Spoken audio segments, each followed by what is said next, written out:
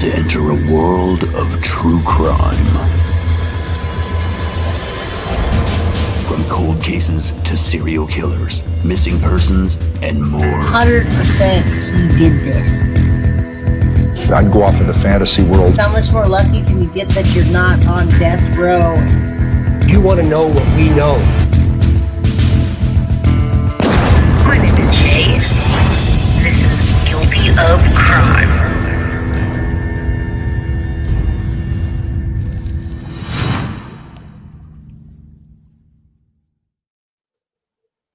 Hello, everybody. Crime crew. Left to right. JT, left to right. All right. Well, JT's in the middle there. I don't know if he froze up, but you know me, Jay, Guilty of Crime. We got JT here in the middle and Marv beyond the evidence. JT with It's Poko Moonshine. I wanted everyone to introduce themselves, but I think JT may have froze. Oh, okay. Yeah, all right. Technical difficulties, we're used to it. Yeah, especially with three of us, and it's pouring outside over here today. I don't know about for you, but It's yeah, raining it's here pouring. today too. All right, so today we're talking about Elijah Vue. He's still missing, and we're going to give you guys lots and lots of updates and interviews and things that I bet you have not seen. So first thing we're going to do, I'm going to put this banner up. I'm just putting the scroll banner. I've been working on this for an hour now, trying to get us all set up, everybody. So thank you for being here, everybody. I can't even shout everybody out, but thank you all. Go subscribe to It's Poko Moonshine and Marv Beyond the Evidence if you're coming from my channel. All right. Marvelous Marvin, the fantastic Marv's going to give us the introduction today. If you don't know anything about, or just a refresher about Elijah Vue. She started me off on the Elijah Vue case. She's like the mama bear of true crime for me. She taught me almost everything that I know how to even stream. So thank you, Marv. You're welcome. I appreciate you greatly, and I'm forever indebted to you. So if you can give us that refresher, I love you too. All right. You want to give us that intro? Yes. So everyone, we are still on a journey to find Elijah Vue. He went missing in Two Rivers on Tuesday, the 20th of February. He had been sent 150 miles away from home for disciplinary reasons. We'll talk about that in our update, I'm sure. This little boy was in horrific conditions, let's just say that. His mother sent him for disciplinary reasons to her boyfriend in Two Rivers. February 12th is when Katrina Bauer, his mother, leaves Elijah with Jesse Vang. And it's around a 2.5-hour drive from her home in Wisconsin Dells. So that's important to know. This isn't close proximity that they live together. February 12th through the 20th, Elijah is allegedly subjected to discipline tactics by Mr. Vang, including standing in timeouts, teaching him to pray, and threatening and doing cold water treatments on this 3-year-old child. February 14th, the photo is taken in the early hours showing Elijah laying on a bed, wearing a blindfold, and with bruising on his face. February 15th, another photo shows Elijah standing in the corner wearing just a diaper. It appears to be full, and his hands are in the praying position. February 18th, Mr. Vang tells Ms. Bauer via text messages that he will teach Elijah not to fear him, but to respect him. February 20th, Mr. Vang gets up to give Elijah breakfast, cereal without milk. The 20th of February, Elijah is told to stand at the foot of Mr. Vang's bed and pray while the man takes a nap. This was the last known sighting of Elijah. And this is according to Mr. Vang's police testimony. 10:59 a.m. The Two Rivers Police Department get a call from Mr. Vang reporting Elijah missing. 1:37 p.m. Police issue an appeal for help in finding Elijah with an Amber Alert. Goes out to the local community. The whole state is notified. He's described as around 3 feet tall with brown eyes and hair and is wearing gray sweatpants, a dark colored long sleeve shirt, and red and green dinosaur slip-on shoes. He may have been carrying a red and white plaid blanket. Is that the blanket they found? That's not Yes. it is a blanket they found. Yes. Okay. So 5 p.m. locals are asked to search outbuildings, vehicles, any other area in their property to try to find this child. The very next day, on the 21st of February, Katrina is arrested on suspicion of being party to a child neglect. 23rd, search efforts continue across Two Rivers and Elijah's hometown of Wisconsin Dells. Ms. Bauer and Mr. Vang appear in court. The 26th of February, the department confirms they're searching the local landfill. The two, Bauer and Vang, appear in court again, with the mother receiving 2 additional charges of obstruction. The details of Mr. Vang's tactics emerge in the court documents. February 27th, a week after Elijah's disappearance, police say they're still hopeful of bringing him home. The FBI announces a $15,000 reward for information. The 29th of February, Ms. Bauer asks for her bond to be changed so she can get out of jail. Right. And we're going to definitely, everyone, you guys are going to see all this. This is all ridiculousness.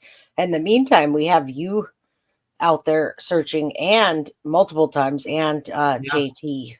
And JT, yeah. And now you're in February. We're already in, and I'll have you keep going. I don't mean to interrupt, but I can't believe we're already in what, May? Are we in May? May 4th already. Yeah. May the 4th be with you, nerds.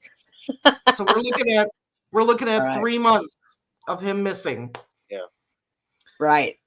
So police are searching everywhere, water drains, fields, wherever they can search. But the important thing is searches are not only happening in Two Rivers and Wisconsin Dells, it's expanded. Manitowoc, Fond du Lac, and anything and everything in between that. March 4th, search enters the 3rd week, and that is when the police released the photo of the beige 1997 Nissan Altima. They're not asking who it belongs to, but they are asking for the public's help in tracking the movements of that car. And they want to know its movements specifically on February 19th. Yes, Davy Jones. I'm having Marv just give everyone a breakdown as you come in. I don't want anyone to miss anything because we are going to have updates. And yes, based on that, the name of the episode is, are we going to, I think that's what I called it. Or, yeah. Are we going to be convicting without a body? So we have lots and lots of updates. But for the people that haven't heard this in a long time, because none of us have been able to do this, we've been really busy. I want you to know where we're leading up to. So we're going to answer all those questions and hit that like on your way in, because if you want more of this content, it comes up in the algorithm when you do that. So, all right. Absolutely. I'm sorry, I didn't mean to interrupt you. Just people, okay. Everyone wants to jump ahead, but the people that don't know about it, I want them to know what it is, what the details. Yes. Right.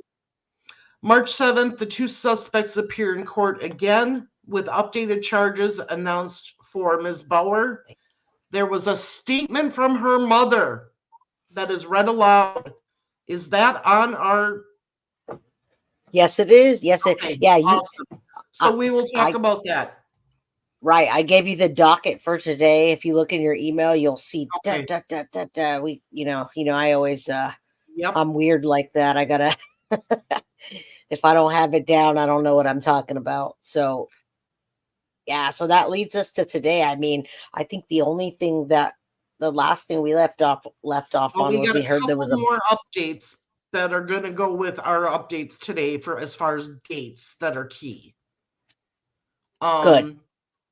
So the statement from Ms. Bauer's mother's read asking for the judge not to let her daughter out of jail. Yes. Then we have important. March 18th. Police revealed they have positively identified a blanket found around 3.7 miles away from where Elijah was reported missing. They know that this is his blanket because they've tested it. And then March 21st, Jesse Vang appears in court briefly via video link, along with 2 new attorneys. And his preliminary hearing is adjourned until April 4th. And then we're going to talk about Katrina's most recent hearing also. We're going to talk about his as well. We're going to get into all of that where we left off. I think the last time that I did a video, it was kind of about, oh, we found a blanket. And then JT said, well, we found a blanket, but they just didn't tell us that they had already found the blanket. So it wasn't really new information. There were some hearings in between, but we're going to get through all of that today. And we're going to talk about it with you all. Thank you for being here. Like, if you're new to the case, it doesn't matter.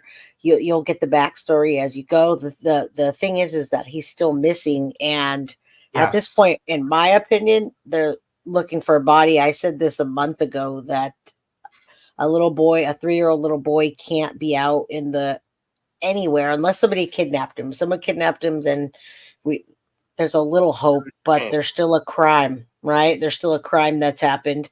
But I think we're looking for a body. And when you guys searched, what were you looking for? Just anything? We were looking for any clues, any evidence, and a body. Right. Yeah. Okay. I still had some hope. I still had some hope. It wasn't that, like, the first time I went out, I actually brought bottled water in case I found them. Mm-hmm. Oh, wow. Okay. It was still, in that window, that first time I went out. But the second time, no, that was with Marv, and it was super, just the conditions, it's so cold in Wisconsin, and just the one night outside for a 3-year-old is going to be life or death, in my opinion, in Wisconsin, especially that time of the year. That was February, so it's cold. It looks like that man knew how it ended up and may have the time I'm way before statements. Yeah, I'm not sure what that means, but hello from New Orleans. All right, so everybody, we have a new timeline for you. So that timeline that was given is now updated, and I'm going to start with April 24th, and then I'll give you each one. Every time we do something, I'll give you a timeline when it happened, and then we'll go back a little just because there's things that we didn't catch in between then. So I want you to hear. Yeah, that's important. And what you said earlier about her mom, Katrina Bauer's mom, that's a big flat red flag there, that her own mom didn't want her to be out. Wow, unbelievable. Yeah, she doesn't even trust her own daughter, so that's not a good sign about her character. Especially when your own mother says that you lie and manipulate. I'm like, oh my goodness. Well, there's a reason why she's in there, and they did what they did. So, we're testing stuff out here today, folks. I didn't have okay, I think that should work. I've seen it done like this before. All right. That way we're not all like really tiny and no one knows that. Well, I'm hosting it. So, okay. It gets a little confusing. Let's start with this. And you all know Marv and JT. This is April 24th. We're at May 4th right now. This was when the grandma speaks out about Katrina Bauer. You take him to the beach. You love going to the beach. He was just a really sweet kid. Jody Bauer sitting at a Wisconsin Dells park bench, recalling memories with her daughter, Katrina Bauer, and her grandson, Elijah Vue, a little boy with a big smile. And she always said Elijah was her little ray of sunshine. Seeing her daughter as a mother, a bright light, a contrast to the dark, a cycle of drug addiction going back 20 years. Watching your kid fall is the hardest thing in the world.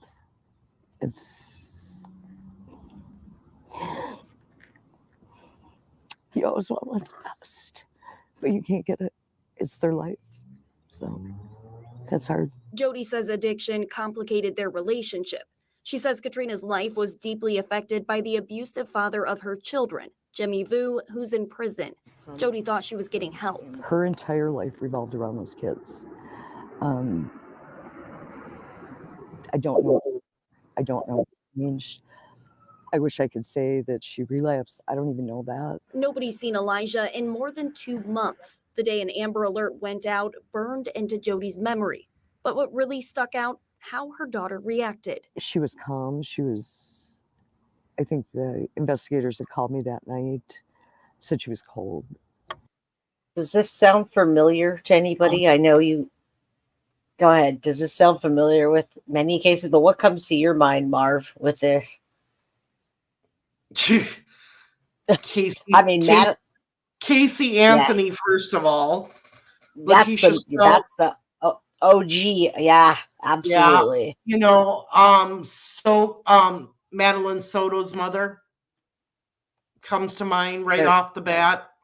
So many of them, but those are the ones that stick out in my mind the most. Right. Yeah, this is definitely, the reason that we're starting to understand what's going on more and more is because it's happening almost once a week or twice or 3 times a week with a new child and it's a child and then a parent that is a parent or guardian that's culpable. And so we're seeing the same things over and over, which leads us to understand, and analyze this and say, well, we just saw this before and look at how you're acting, right? So there's a lot of people talking about different cases. Evelyn Boswell, I don't know. Katrina Bauer, I think, was Simon on drugs, right? One. Yes. Was Simon the little guy that they found in the dump? The dump. Yeah, I didn't know how to say that. It was the actual dump site, right? They scoured that. Yeah. Oh boy. And for a while it was unsolved. They weren't looking at the mother, and then they came back. That's the one, right? Yep. And I've got an update show coming up where I'm going to give updates on a bunch of cases that I've talked about. Oh, I can't wait. And he's included in that. Yeah, just if you send me your schedule or you have it up, I'll post it on my page because people are looking for those updates. And it doesn't matter if they're coming from me, you. I just don't have time for every single one. And right. So we can share the case loads here. We have 3 of us. We have JT can help Marv, and we can split them all up. However, we're doing them. So, Quentin Simon. All right, let's finish this, and then we've got much more. Much more. Whether she was detached or in denial, I don't know. Investigators say Katrina sent Elijah to stay with her boyfriend, Jesse Vang, in Two Rivers to learn how to be a man. Vang told police when he woke up from a nap February 20th, the little boy was gone. It was the mama bear, the anger, the instinct, the hysteria that was missing that it just hit me wrong. When you did talk to her, is she asking, where's Elijah? Is she still wanting to know where he is? At the time, she was still believing he just walked out the door. It's a theory Two Rivers police told 12 News they ruled out. They also don't think the 3-year-old was abducted. I don't think Trina knows more. Yes, because I think she would have broke by now. Jody says she thinks getting answers relies on her daughter receiving mental health care. Until we get her in touch with what's real and what's not real, we're not going to know. As Katrina and Vang remain in jail, Elijah remains missing. Please keep looking for him because somebody's going to find something. So, You want everyone to keep looking. Yeah, I do. It's you can't give up.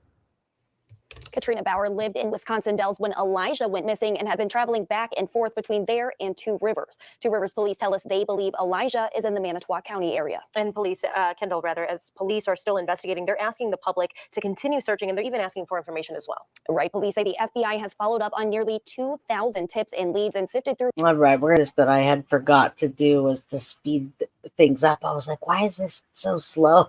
Yeah. I never listen to it at normal speed because I'm not trying to just like watch news all day and listen to the, we're trying to get moving and get out there. So sorry about that, everybody. It's been a day so far. All right. I got another one that's really important because this is what will a plea deal, if they make a plea deal, do you think that will bring Elijah home? And we're going to answer that question. We'll play this and then we'll stop and talk about it as well. But that's a good question. There's a lot of questions today. Tipping the scales of justice, Elijah Vue's mother, Katrina Bauer, set to be in court this morning for a hearing where she's asking to be released on bond. Bauer's been in custody for 2 months now, hasn't been able to come up with the cash to post, and she's currently being held on child neglect. Now, this was on April 28th, folks. So we're at May 4th. So just so you have a timeline, this is not very long ago. Charges and obstructing an investigation. Now, 3-year-old Elijah Vue disappeared back in February while in the care of his mom's boyfriend. And the child still hasn't been found this morning. I want my grandson to be home with my family. So I want everybody to continue. Don't stop. Just searching for my baby Elijah. His grandma just devastated about this. And so now with the child's mom and her boyfriend in custody, we're wondering here at Court TV if a plea deal could perhaps tip the scales of justice and get Elijah. What do you think about that, Marv and JT? Do you think that would that make you happy? What if they did a less like Caleb Montgomery? What do you think? If it brings him home, you know what I'm saying? That would be the only, I guess if it brings him home. But otherwise, I don't think they should for Jesse. No. Okay. My thought was listening to that previous clip, the mother believes she doesn't know what happened. Otherwise, she would have broke already. Oh. She specifically said that in that last clip. Interesting. So the only person I would give a plea deal to would be Katrina. I would not give a plea deal to Jesse Vang because he is the one that put this little boy through hell. He deserves the full extent of the law. This is the exact same thing then that we're talking with Adam and Kayla Montgomery then. So okay, so and maybe you're right. She knows, and they told on themselves right away that they were abusing him, that they were making him do wall sits. They were trying to make him be a man. They told on themselves, and so maybe Jesse did something with the body, and Katrina knows it, but she just doesn't know where, and all the details. So that he, that's interesting. So if anyone knows. Case.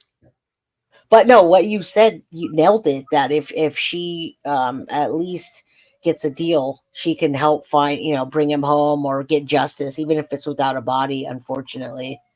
Right. Dang. Well, thank you, JPL. Bless your heart for bringing light to Elijah's case. The mother, in my opinion, is equally as culpable. He was only 3. I agree with you wholeheartedly, JPL. She took him. I'm going to grab my dog. I'm grabbing my dog. I'll let you talk. Okay. She took him there. She knew exactly that he was going to be punished in an improper way. She is equally guilty as far as I'm concerned.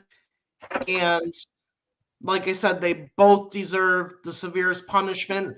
But if I can see them giving her a plea deal so that they can find this little boy and return him to the rest of the family. Totally agree with you, Marv. Yeah, I'm with that as long as they can get it solved. We're not happy about Kayla situation, and it will be a very similar situation. However, whatever's going to give us any semblance of justice. So, Yes. let's see what they say. And there's more hearings that we're going to see. I got some pretty good angles. There was different angles in court, and I think I captured some good ones. So when we get to that, it's going to be really good. We're going to be able to see the mom, and people will know, well, what she looks like, and what we think about her.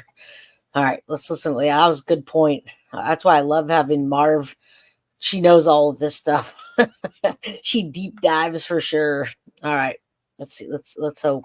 Home. So happy to have a special guest in the studio. You're used to seeing her remotely, but we've got attorney Michelle Thomas here this hour and next hour. So welcome to Court TV, first of all. We always love talking to you. Oh, thank you for having me. Of course. And, this case is something, you have so much compassion for children, as your specialty is family law, and you're used to bitter custody cases and things. And here, the irresponsibility is incredible, with mother sending the little baby, to go live with Jesse Vang, the boyfriend. Michelle, now that these two are locked up and both charged, how might you leverage something with a plea deal to get information from either of them?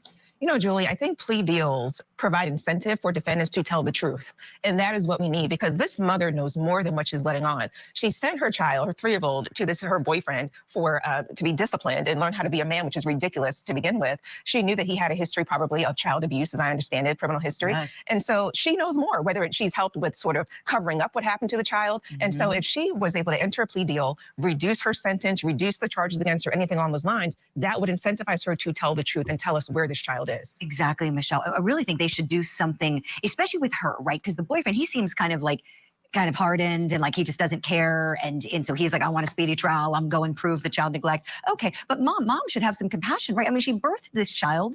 You would think if they kind of squeeze her a little bit and say, look at what you're facing on the neglect case, if you just tell.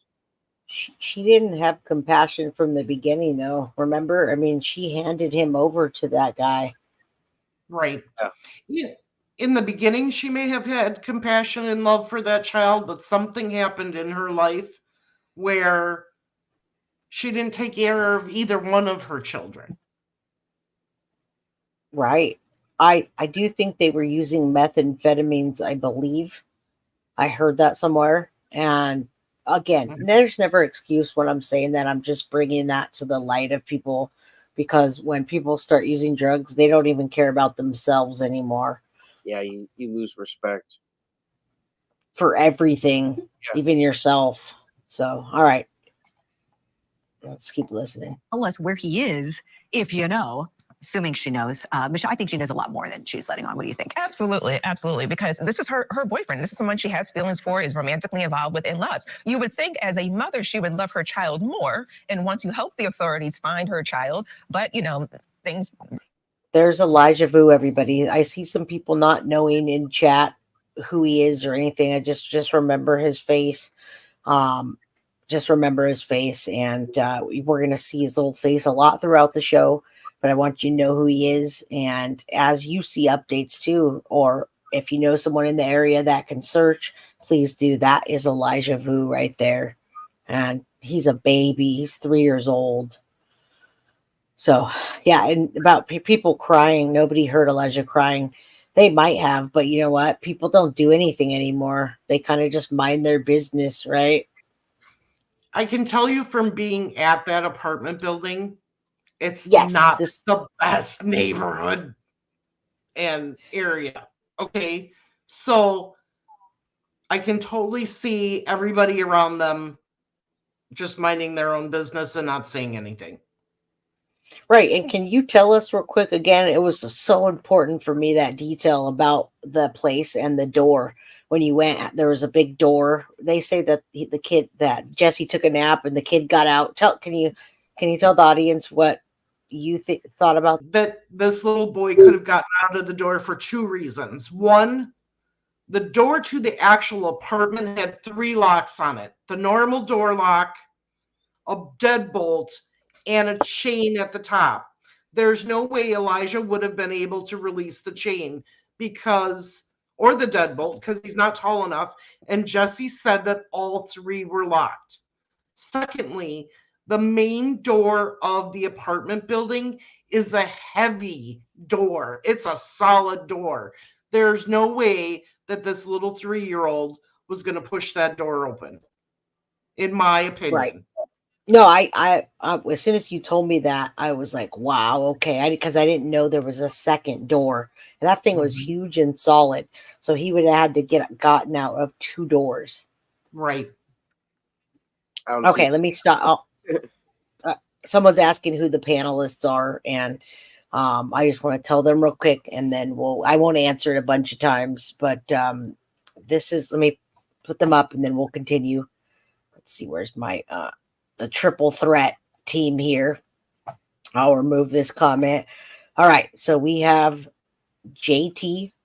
His new crime channel is It's Poko Moonshine. And then we have Marv from Beyond the Evidence, which has had a channel for quite some time. You guys want to say hello to everybody? Howdy, guys. Hi, Hit the like everybody. button. Nice to Yeah, see we you all. love Marv. Like, share, subscribe, donate. Yes, and Marv's channel, she does boots on the ground. So does JT. Both of them go out there and they search. They do a lot more than just for this case. And we do it together sometimes. We do? Yeah. That's how we met.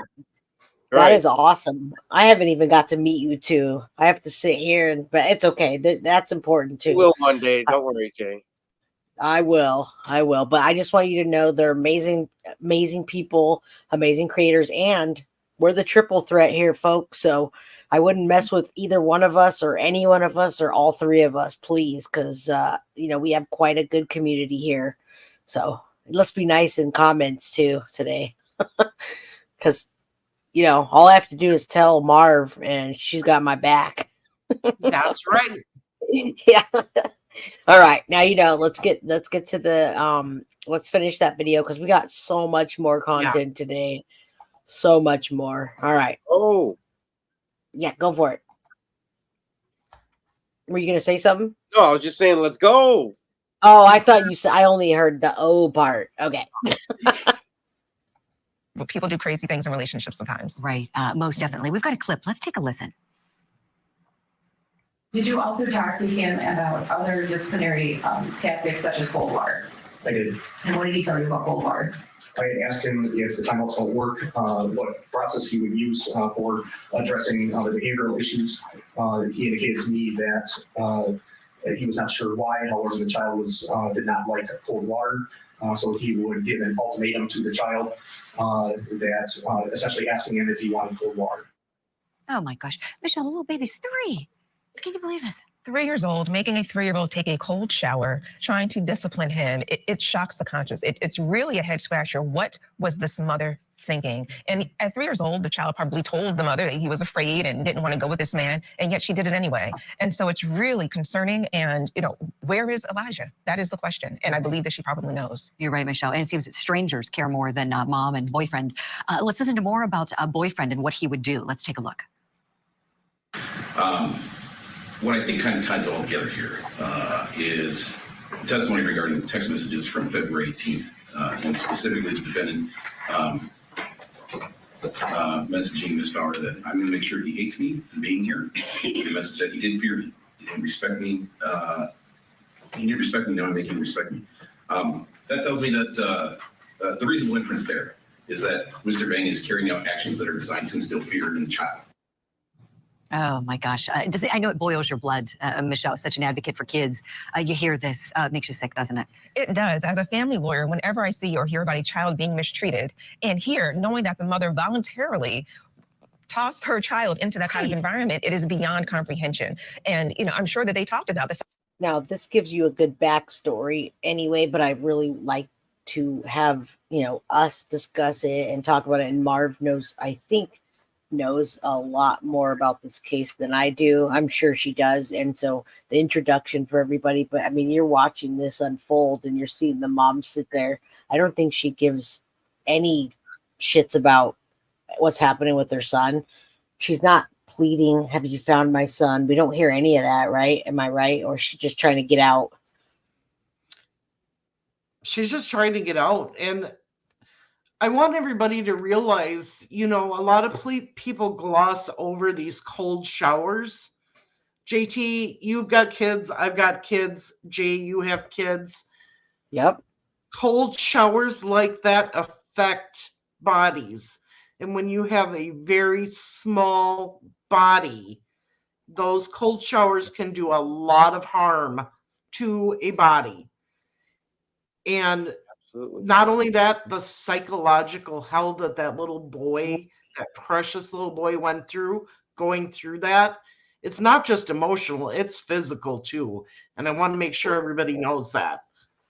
Well, words, Shanda Vander Ark. Yes. Timothy, he was 15 years old, and those cold baths and the starving were his ultimate demise at 15, not a 3-year-old. So, yeah, that gives you a good idea. And thanks for pointing that out. All right, let's watch this. Fact that he would make him take cold showers and engage in all these other intimidation tactics for a 3-year-old. So at that point, and first of all, she probably didn't deserve to have her child if she was going to even allow those kinds of behaviors to occur. But nonetheless, where is the child? And that is what's most concerning. Right. You're absolutely right. We know those prosecutors for sure are listening to their jail calls. We know they're monitoring if they're saying something about it.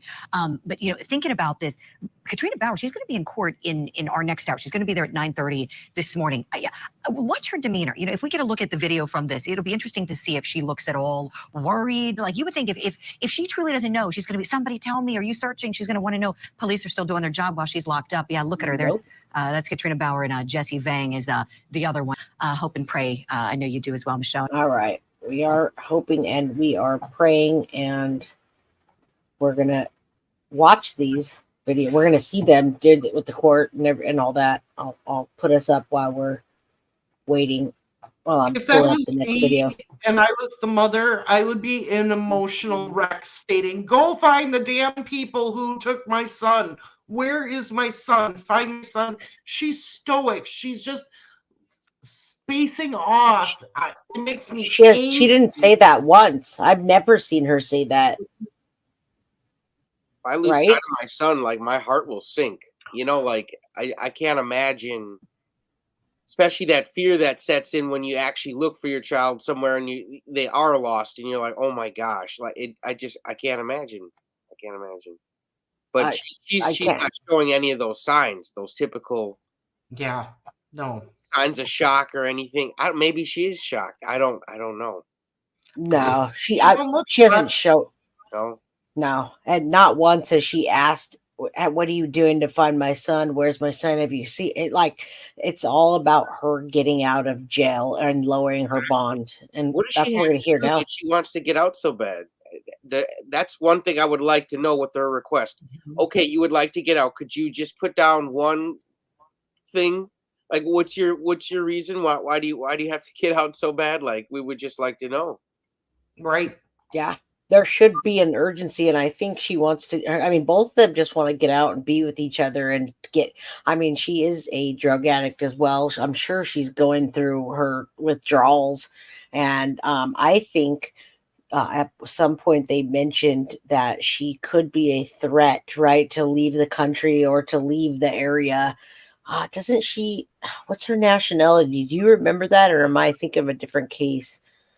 I thought she had ties in California, or he does. But he does. They're saying though her mom thought she could go stay with his family. If that's what she's worried about. Yes, and he's tied to. I mean, he has like drug ties and possible mafia or some kind of gang ties where they can just disappear. So yeah, he's not a good guy. She's not a good mom. And this whole thing is bad. And yeah, actually, we were talking about trafficking before with the boyfriend, right? We were saying that was a possibility as well. I almost forgot about that. And there's actually talk about him trafficking the mother. Yes. As a matter of fact, that's what her tie was with him, was getting her drugs from him originally. I think that's how they might have met, and he was selling her, right? Yes. That's why she needed a babysitter so bad. Yeah. All right, let's watch her get denied her bond reduction. Now this is 4 days ago, folks. So I'm trying to again keep everything as close to possible as the dates that you guys have updates on this. A lot of things didn't move, and then all of a sudden it did. So I don't like to do updates on nothing. Sometimes people do that, just every little thing. Someone turned their head the wrong way. Yeah, I don't like doing that. All right, let's watch this, and if I can get it together. I did have to come home to film today. The internet is not working at the hotel how it should. So, yeah, I did. I'm home now, just in the studio. It's all right. Let's go. In the state of Wisconsin versus Katrina Bauer, M4CF 163. Appearances by Zoom. State appears by Jacqueline Liberty. Katrina Bauer appears by Zoom from the Manitowoc County Jail with her attorney, Ann Morrison. Matters on the calendar for a bail motion today. Attorney Larson originally filed, let me find it here, a bail motion back on April 19th, and then there was an amended bail motion filed on the 29th. Attorney Liberty, did you have an opportunity to review both of those? Yes, Judge, I received the original bail motion, and then late last night I received the other. All right, Attorney Larson, go ahead.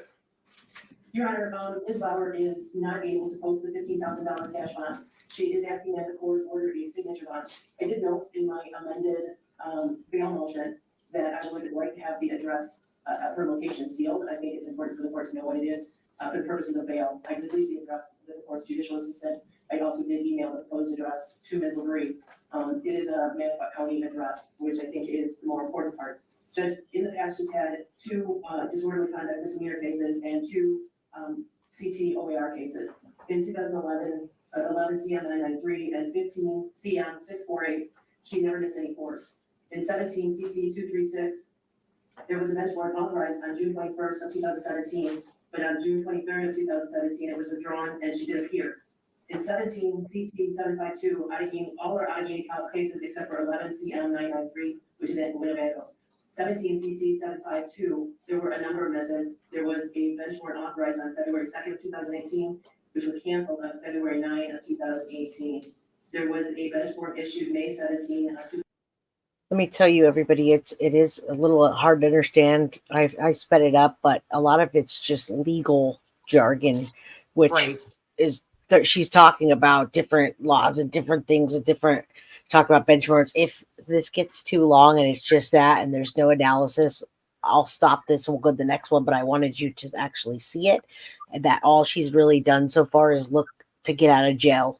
That's what she's been doing, and this was the latest one. So we'll listen a little longer, and if there's nothing to see, then we're not going to watch Nothing Burgers on this channel. So you just know that that's what's happening. And look at her. She has no she hasn't even moved. She's like a cutout of herself. Like a zombie. Yeah. Yeah. So a zombie. That's the best way to say it. So, well, I slowed it down a little bit, and I've got it as loud as I can, guys. It's a just quiet the audio. one. It's the Zoom audio from court TV. So, all right, let's see if we can hear anything of importance. If not, we'll go on to the next thing. 2018, and the signature bond was reinstated on May 23rd. Additionally, there was a warrant issued August 15, and she was in custody. The signature bond was allowed to continue on October 19.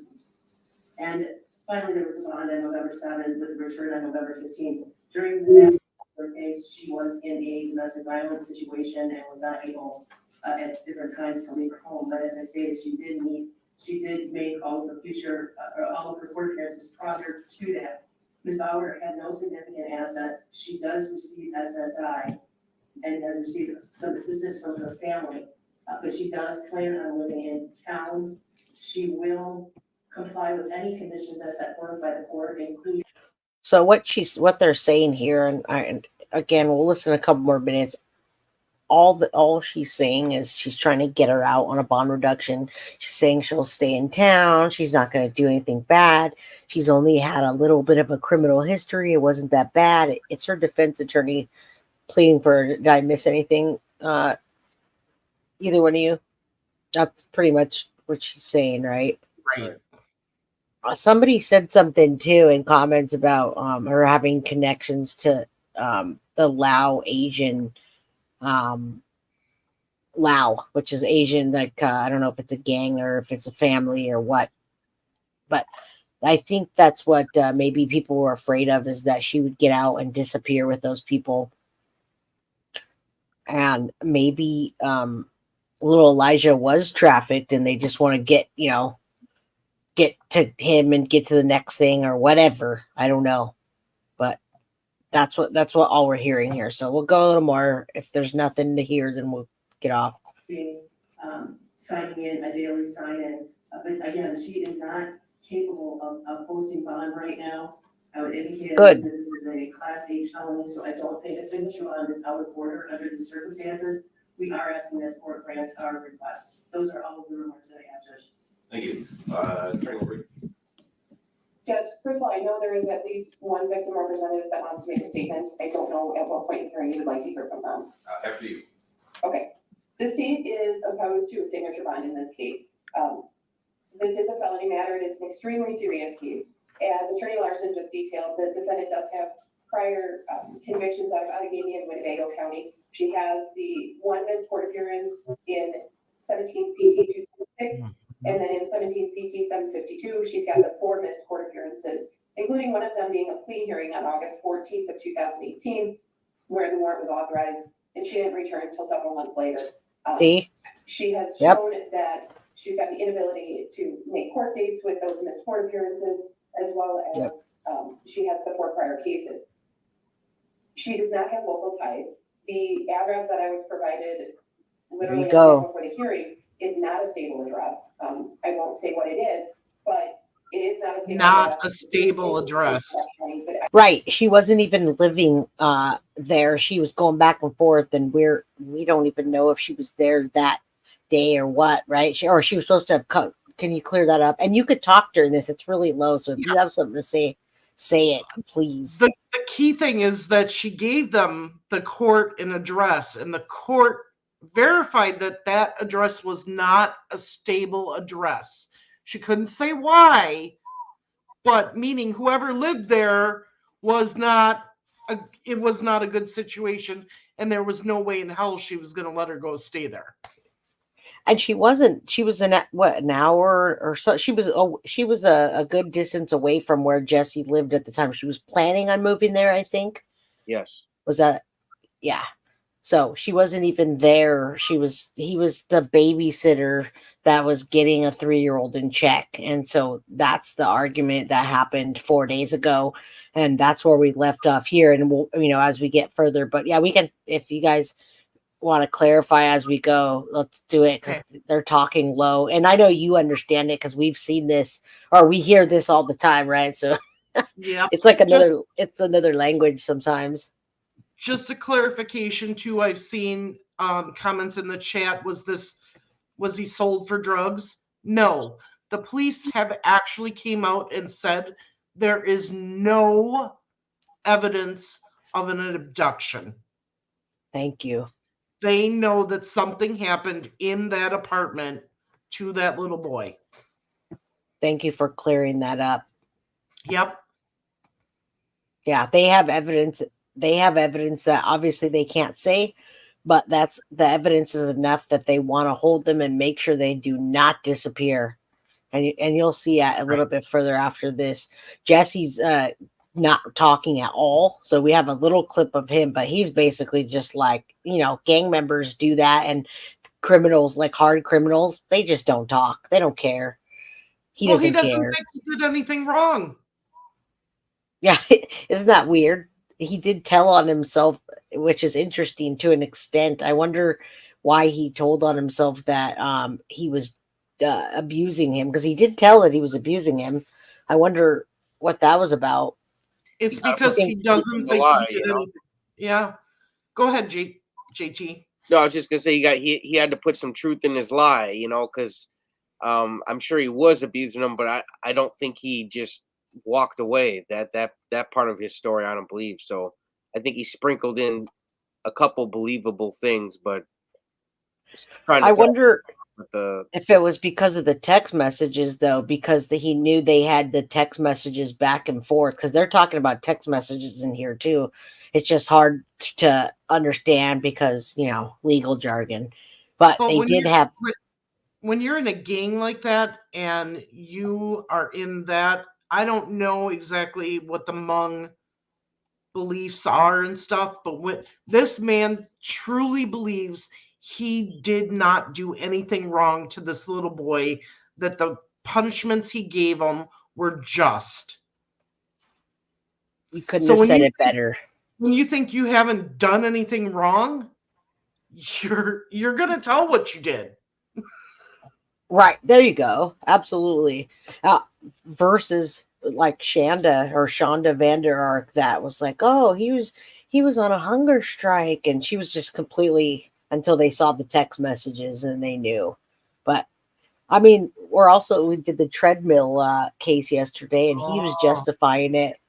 Did you hear his justification? It was just boys being boys, working out, No, it was not. But he's just like Jesse. Like, he didn't feel like he did anything wrong, and that wasn't his fault. Well, that's his defense anyway. All right, let's not get off topic. Sorry. I don't think it is an appropriate placement for her to reside. She has no other contacts. My understanding is the family is primarily out of Manitowoc County. I don't feel that there is enough stability with the proposed location for this to be modified to a signature bond, especially with the seriousness of this case. I think cash is still appropriate. Furthermore, as far as the second part of the request that was filed regarding the lifting of the no contact, I received that last night. I did contact that county this morning. I was informed that that matter is still pending, that they were unaware that this request was going to be made until I called them this morning. And at this point in time, they are not in favor of it. They haven't really been in communication with her recently. So at this point, they are not supporting that request, and we would ask that that second request also be denied. And as I indicated before, Judge, I deny. Exactly. All right, I'll get to them in just a second. I was going to ask Attorney Larson about touching on the part of the motion, the amended motion that dealt with contact with the minor child. So, Attorney Larson, go ahead. Judge, we have different information than Ms. LaBrie has, but I appreciate the fact that I only filed the motion late yesterday afternoon. So what I would propose. Oh, awful video. Sorry. Withdraw the motion for today and refile to give the parties time to get information so that the court can make an informed decision. Okay. And so the member of the victim's family that wishes to make a statement, and all I need you to do right now is unmute. And I'll be able to tell who it is that wants to speak. Oh, yeah. Unmute people. Unmute. So first I need you to state your name and spell your last name for the record. Yeah, Orson Vue, Orsonvue. All right, go ahead and tell me what you care to, sir. Your Honor, we are asking that the court deny any request by Katrina Bauer to reduce or modify her current bond. She's the mother of Elijah, and is the main reason for all of this that has happened. She's allowed Elijah to suffer the abuse and neglect that he went through, and seeing her baby with all bruised up, and not doing anything to help her, and instead taking a picture. And thank you. Is absolutely disgusting. Katrina needs to be held fully accountable for a lack of care for Elijah, and until we find out where Elijah is or what happened to Elijah, her whereabouts availability needs to be known at all times. And there truly is a concern from everyone, especially our family, that she will be a flight risk. And we trust that the court will make the right decision and give Elijah the justice he deserves. Thank you. Absolutely. So a couple things. First of all, since Attorney Larson I'm glad. The portion of the motion dealing with. I'm glad that there's family there for Elijah. I'm so glad there's family there, because a lot of times there isn't family at all. And right now you can see how much support and love that little boy has by them. They would have took him, So there's a lot of people out in this world that can't have kids, that would gladly adopt these kids and give them a good home and love them unconditionally. Yeah. Right. Yeah. Absolutely. Reese needs a sister. If anybody, hey, we just got a new puppy. We have 4 of them now. But if there's it's anybody that doesn't want to take care of their kids properly, I think almost any one of us would be happy to raise another child right now. And Reese would be happy to have a brother or a sister. So All right, let's listen to this lady get denied as she should. I'm going to run to the bathroom real quick. I'll be right back. Okay. Don't forget to mute it. Just kidding. Contact with minor child court for today's purposes. We won't address that. And as far as amending the bond goes, it's difficult to gauge this case on the scale with the prior kinds of cases she's had on her record. They're not the same. This would be an entirely different situation if the child in question were here. He's not. And I don't know what that means in terms of, the context of this and taking a long view of the case here. But it's a significant factor. I mean, she's charged with, party to the crime, neglect of the child, and the child is missing. She's not from here. And as far as the local address goes, whether or not the state has concerns with it, she could have what could be considered by anyone to be a solid address in this county, and it really wouldn't make that much difference in terms of the weight I give it as a factor. Good for you, Judge. What I consider in this case, and the other thing is this, I want to touch on this. It's difficult to attempt to manage this case and the request for bail like we would normally. Attorney Larson mentions that she'd be willing to comply with a daily check-in at the jail. The reality of the situation is that would defeat the purpose of sealing her proposed address. Yep. For anyone to think that she could go anywhere in this county and not be followed by somebody, I don't think you're living in reality. And, at that point, tell it. There's no control over what might happen. And that's not. Tell it like it is, Judge. And everybody, we have 111 in chat. Make a wish, folks. I believe in the triple digits. Let's wish for little Elijah for justice, for him to come home however he can. And, I am very spiritual. I believe in all that stuff, angels, higher power. And I know JT does as well. So any chance you get, make that wish, say that prayer, and let's do that for Elijah today. So amen, folks. Yes, thank you. That's what I love about you so much, that you're a spiritual man. Yes. Now we have 115 in chat, so hit that like button so we can get this out there, and we can do more coverage, and maybe people will reach out to us that know about this case or can talk to us about it. The more we get out there, the more information that we have. All right, let's listen to this Judge Reamher. He's very he knows what he's talking about, that's for sure.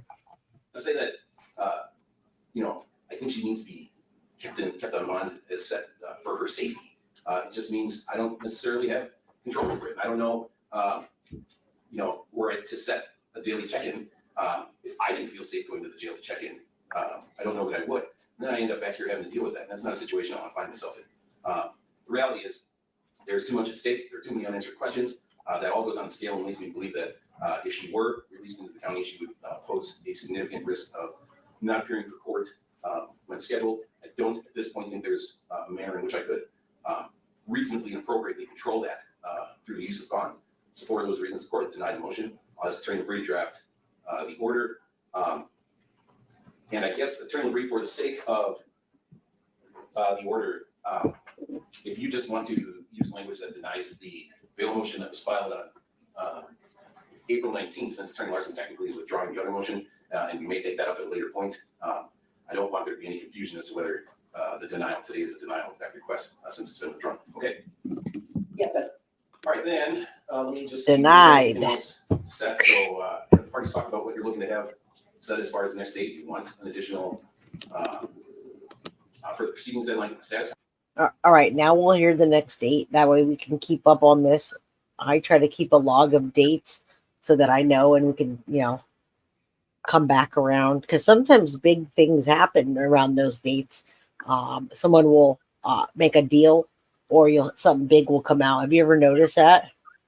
Yeah. Well, something big did come out. What's in my that? opinion, in my opinion, and we're gonna listen to it. Yeah. The sheriff's statement was huge, in my opinion. It is, and that's why it's so important. And I'm here for the long haul today on this. I know it's going to be a longer episode when you have two guests, 3 people on here. You know, I want to hear your thoughts, opinions, and all that. And when I'm doing it by myself, it's more, but I absolutely value every single thing that you say, both of you. So, and it seems people really do. I mean, everybody does as well. They're not telling me to shut up. So, Well, I got a question for both of you that I'm curious about your answers. This isn't the first time she's asked for a bail reduction. Nope. Okay. Why do you think she wants out so bad? I think she wants to. I actually do think she wants to disappear, and that's all I think. I think she wants to disappear. It sounds. What about you, JT? Either that, or she wants to try to save face, and or just get back to what she thinks is normal. I can't. I would hate to think she's that heartless. I don't know. It's hard. I'm telling you. I wish I could get in the minds of these people, but I just can't imagine what she would have to do that's important, unless she thinks it would save face to try to help look for him. Now? I mean, yeah. What do you late. think? Yeah, what do you think? I think she wants her next fix, and she wants to go right back to that lifestyle, and she's kid free now because Elijah's missing. They Right. took the daughter away, and she wants that contact with Jesse too. Absolutely. Because that was Yes. part of that motion. She wanted the contact, and they're not giving it to her. Right. There you go. So maybe you probably nailed it, because she was okay with checking in weekly and so forth, but she can be high as a kite and do that, and she probably knows how to do those, drug tests and go around all of that. And then when she gets out of control, then she can just disappear. But I think you're absolutely right. Kid free, and she can do what she wants and be back with her abusive man. She doesn't care one bit about that kid. No. All right. Let's listen to the rest of this. So let's just see the upcoming date so we know. And then we're going to listen to a 2-minute hearing with the awful monster that is the one that probably did this. Conference, whatever you're looking for here. And I'll start, I guess, with during break. Judge, there is a significant amount of discovery that we have provided to Ms. Larson. I believe it was provided to her on the hard drive last week. I don't know how long she's going to need to go through that discovery. Attorney Larson, what are your thoughts as far as setting the next date? So given the fact that she's in custody and will be unable to post, we really need to work on this as quickly as we can. I'm going to ask for a status hearing in 2 weeks. Let me see that down. Status hearing in 2 weeks. Yeah, I was going to say that status here. So she get out again, right?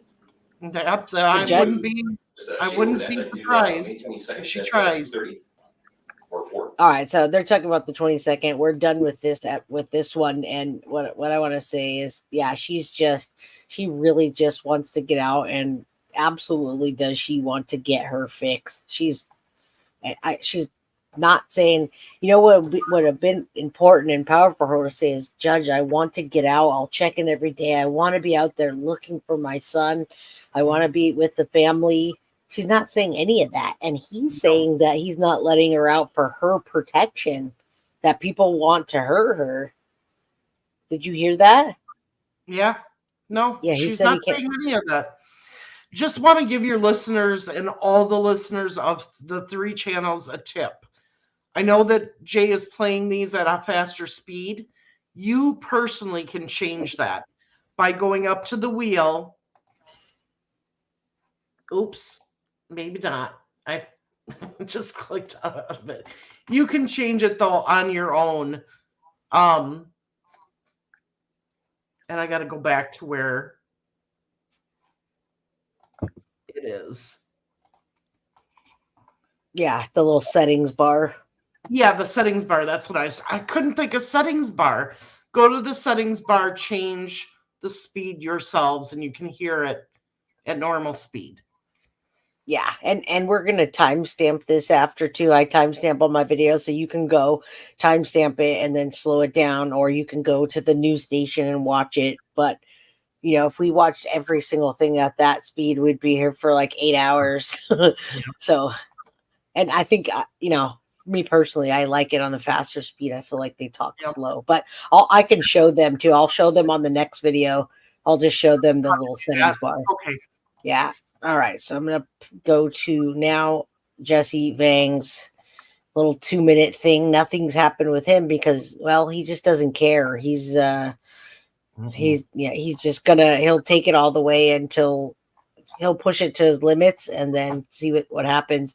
And I think he thinks because there's no body, they haven't found anything and they haven't charged him with murder or anything like that. It's just like, whatever. It's child neglect, so no big deal. Yeah, child neglect. Hold on. I'm going to show them. I'm going to show the audience. He got away with it. How to do that. Yeah, because child neglect, he won't be in that long if he just gets child neglect, he'll be in and out. And he's one of those guys that probably been in and out already and doesn't care. Not probably, I'm sure he has. All right, let me show you everybody. So I'm going to put this at full screen. If you go to your bottom right-hand corner, there's the settings. I'm changing the playback speed. I have it at 1.5. You can go to normal. You can slow it down. I'm going to go to 1.25 and see. For this one, it's only 2 minutes, so I'll play it at 1.25. All right, let's go. In state of Wisconsin versus Jesse Vang, 24 CF 162. Appearances by Zoom. State appears by Jacqueline LaBrie. Jesse Vang appears by video from the Manitowoc County Jail. Attorney Tim Hogan and Michael Turner appear by Zoom from our own offices, Your Honor. Matters on the calendar for an arraignment today. I see the state has filed information as of yesterday. Attorney Hogan, did you have an opportunity to review that? I have received that. It does mirror the charge. It is in the amended criminal complaint. I have previously gone through that charge and penalties with Mr. Vang, so we waive any formal reading, reserve jurisdictional objections, and enter a not guilty plea. Not guilty plea will be received for the record. I had an opportunity to discuss further scheduling with counsel before coming on the record. And it's my understanding that everybody can make June 28th at 3:30 work for a status conference via Zoom. That date and time works with you, Attorney LaBrie? Yes, Judge. Attorney Hogan? Yes, Judge, thank you. And Attorney Turner? Yes, Your Honor, thank you. Right. Anything else for the record today then, Attorney LaBrie? No, Judge, thank you. Attorney Hogan? No, thank you. Attorney Turner? No, Your Honor, thank you. Then we're adjourned. You folks can disconnect. Stay safe. Short All and right, sweet. guys, that short and Two sweet. That was attorneys. okay. I'll let you hold on. Let me pull this down. I'll let you because I wanted to say something and I want you to say something. Yeah. Okay. So June 28th is the next one, and then go ahead. I didn't even realize it was 2 new attorneys. Yep. So in the timeline at the beginning, when I gave, it said that he had 2 new attorneys, and it was just his next hearing was just scheduled. That's exactly what you saw there. Right. And he doesn't care. There hasn't been a lot that's gone on with him because he's not willing to tell what happened, what really happened. He's not talking. He's not helping them. He's doing nothing. And I think if he just sits there, he's like, oh, I'll get time served if I get child neglect and then I'll be out. So I don't even think he cares about Katrina, to be honest with you. I think he only cares about himself. He doesn't want to get out to be with her. He wants to get out to just do whatever. He actually said that he didn't want to date her. She pursued him. You almost made me spit. Sorry. So you're right. He doesn't care about her one bit. So I wonder what his motivation was in even doing that with that little boy, just like a power trip, or what was he getting out of it by babysitting this lady's son or torturing that he didn't even care about dating? He said it. It was demanding respect. That's all it was. Okay. Trip. He seems like a guy who likes to be in power or be a bully, or it's like the perfect fix for someone who likes to do that. To be like, yeah, sure, drop your kid off, I'll fix him. Wasn't he getting money out of it too? Wasn't he getting, I think, food stamps? Maybe she was giving him something. There was definitely a motivation there for him. I mean, it was a power trip, but I think there was a money Letting him situation as well. claim him on taxes. She was letting Jesse. That was it. That was it. Okay. So now we have a big video coming up. Yeah, neglect is horrible. Absolutely. I'll stop for just a second and look at people's. I lost a baby and shows nothing to give me. I needed a break to be on tranquilizers. Yeah, most people would control. But yeah, he was getting a tax break. I knew there was some kind of money thing going on too, because I could see if he wanted to date her, he was trying to, but he doesn't care about her at all. No. Yeah. Taxes. Yeah. Maybe she was giving him food stamps and money that she was getting. And he was trafficking her at one point. We do know that. So if he had the kid and she's out trafficking, she can bring him money as well. Sad. All right. This is an important interview that we're going to play next. It's with the police chief, Elijah Vue search. Pay attention to this one. All right. And if it goes too fast, I'll put it at normal speed. Hold on real quick.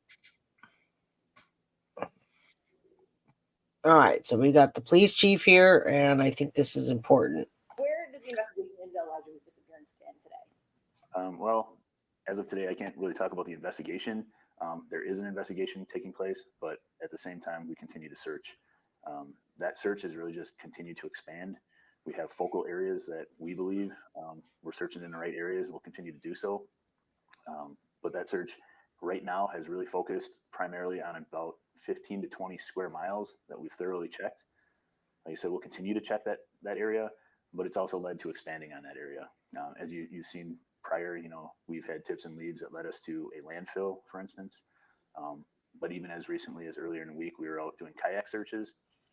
Most recently, we've been doing aerial searches with planes. So we continue to search in just about any way you can think. Are you searching for a body? We're searching for Elijah. I don't know how that will turn out, but we are searching for Elijah. I mean, I have a 4.5-year-old. He's not going to have survived out there by himself for this long. You've been on record saying that you don't think this is an abduction. Correct. So do you think he was trafficked? Do you think he was killed or died? We have no evidence whatsoever at this point. Now, I want you all to know, if you are listening to this in your headphones, it's only playing on one side. Is that with you guys? Yeah, I have my headphones on. It's only one side. So if you're listening and you can't hear it because you only have one headphone, either unplug the headphones or put both in.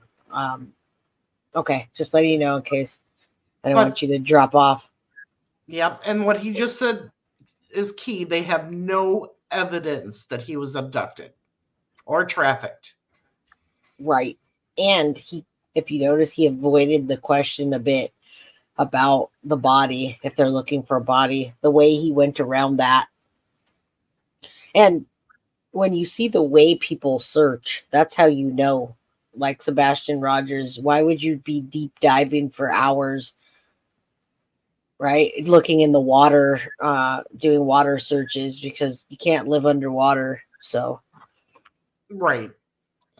Yeah. All right. Let's listen to him. He's got a lot of important things.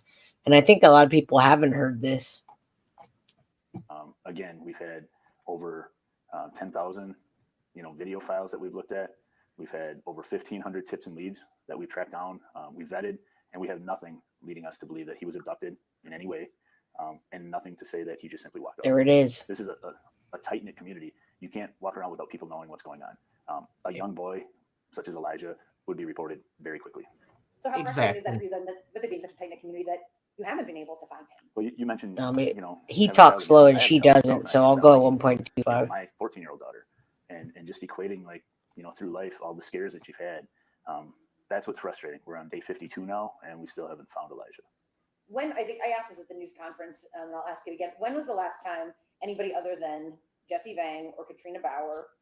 Now we're way past day 52 at this point. This was 2 weeks ago. So take 14 more days and add that to 52 people.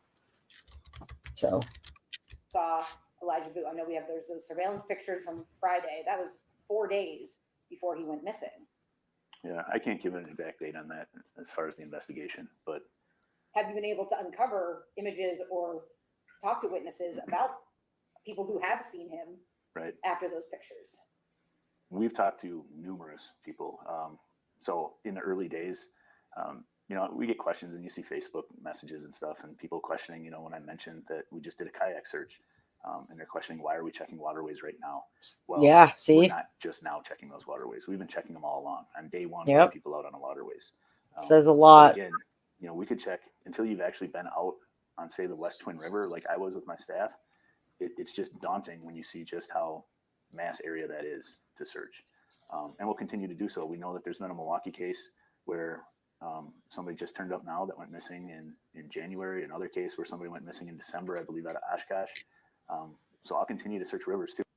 Now that is good to hear when that happens, because, and I don't know if he meant that the person was alive or not, but it gives you a little hope, because normally, right, they say the first 48 hours are the most important. And once the week is up, in 2 weeks, most of the time you're looking for a body. Yeah. So. Well, and you got to realize how long these rivers are. It's not a short little river. It expands through multiple counties. Right. Yeah, no, I know. There's a lot of search efforts and funding being spent on this. And again, if they're looking in the waters, they're looking for a body. So right. Unfortunately, an 8-year-old just cannot survive. We couldn't survive out in the woods for more than, a few days without anything. So, all right. Until, we find him. But yeah, we continue to search everywhere.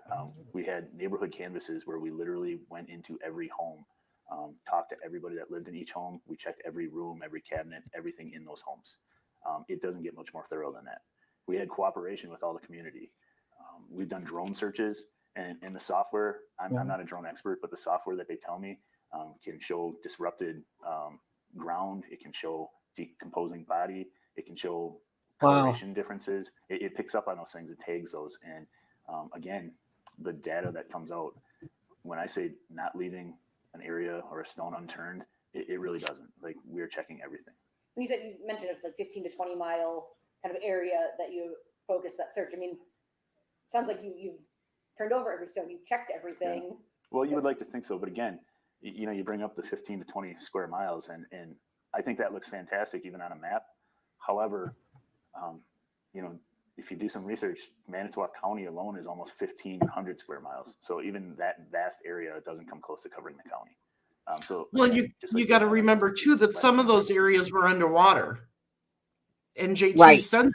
since then we've had more snow and more rain, so a lot of those areas have not dried up yet. And when you were out there too, I think JT, I don't know if you ever were able to get the waders that time, but you were searching in areas that were wet. That was the time I went out with Marv. I thought they were going to be wet, but it was actually pretty dry. The wet area is more closer. What is that? Manitowoc. Manitowoc has a lot of swamps and stuff. Right, Manitowoc and in the Two Rivers area there's still a lot of areas that are wet, and a lot of marshy areas that I feel like they could check again, and not with the drone. I mean, on foot. Right. Because those aren't that accurate. I mean, they're accurate, and technology is good, but most of the time we run across people and we find things by people searching. And there were harsh conditions. I saw you two searching in. Marv, I saw you kind of steeping down with the rocks and yeah. and that, you know, you're a grown woman, let alone a little boy that would have been out there. So I think that you guys were also looking for clues, but also not a kid that's going to be sitting there in the middle of the woods or whatever. Yeah. Well, No, I mean, JT can tell you that anytime there was a pile of brush, trees, whatever, we were actually going up to that and moving branches off and looking at the bottom to make sure that there was no body hidden in there. yeah, I saw some of your searches, and those branches were brutal. Those little tiny branches you could barely even see, I could imagine. And you were holding your phone. Good Well, for you. in that, I mean, throughout that whole area, and JT can contest to this, you would just have these piles of sticks and tree trunks and tree branches, and then actual tree branches with a lot of the greenery on them still, the leaves and everything. So, and that's Right. all piled on top of each other, and is a perfect place to hide somebody. Because who's really going to go and pick those all up and look at the bottom? Well, we did. Right. Yeah, we did. And you found at some point there was bones of like animals and stuff like Yes. that. Yes. Which is scary, because when you get to that and you see the, you know, bones, you're like, oh, and you know. It makes your heart speed up until you realize that it was a deer. Right. Yeah. Yeah. I can't even imagine. I don't live near anything like that. So, all right, let's listen to what he has to say. I'm sure, I know it's important. And seeing what a daunting I'll turn it task back is. up. It's no different when you look at all the forest and swampland and everything else. There you go. Why focus Exactly. on that specific area? I mean, have Because tips and leads have led you to that area? Yeah, well, we've had tips and leads, and then also, again, knowing that we have no knowledge that this child simply walked off and that it wasn't an abduction, we follow all the Right. tips and leads that we have had, and then along with any video evidence that we've had, it leads us to believe that we're in the right area, especially when you match that with February. research of missing and endangered children. How quickly into the investigation did you realize that there wasn't an abduction and that it was something else? Listen up, folks. This is I'm not important. certain on that. The telltale time period where the whole focus changed was probably in that first half hour, because we Oh, responded wow. for a child that simply walked off, believing that would have been in a couple minutes. You know, a few minutes prior, we've had those kind of calls here in Two Rivers in the past, and everybody races out because, again, we have children. We've all been children. We may have siblings. Right. Everybody can relate to that.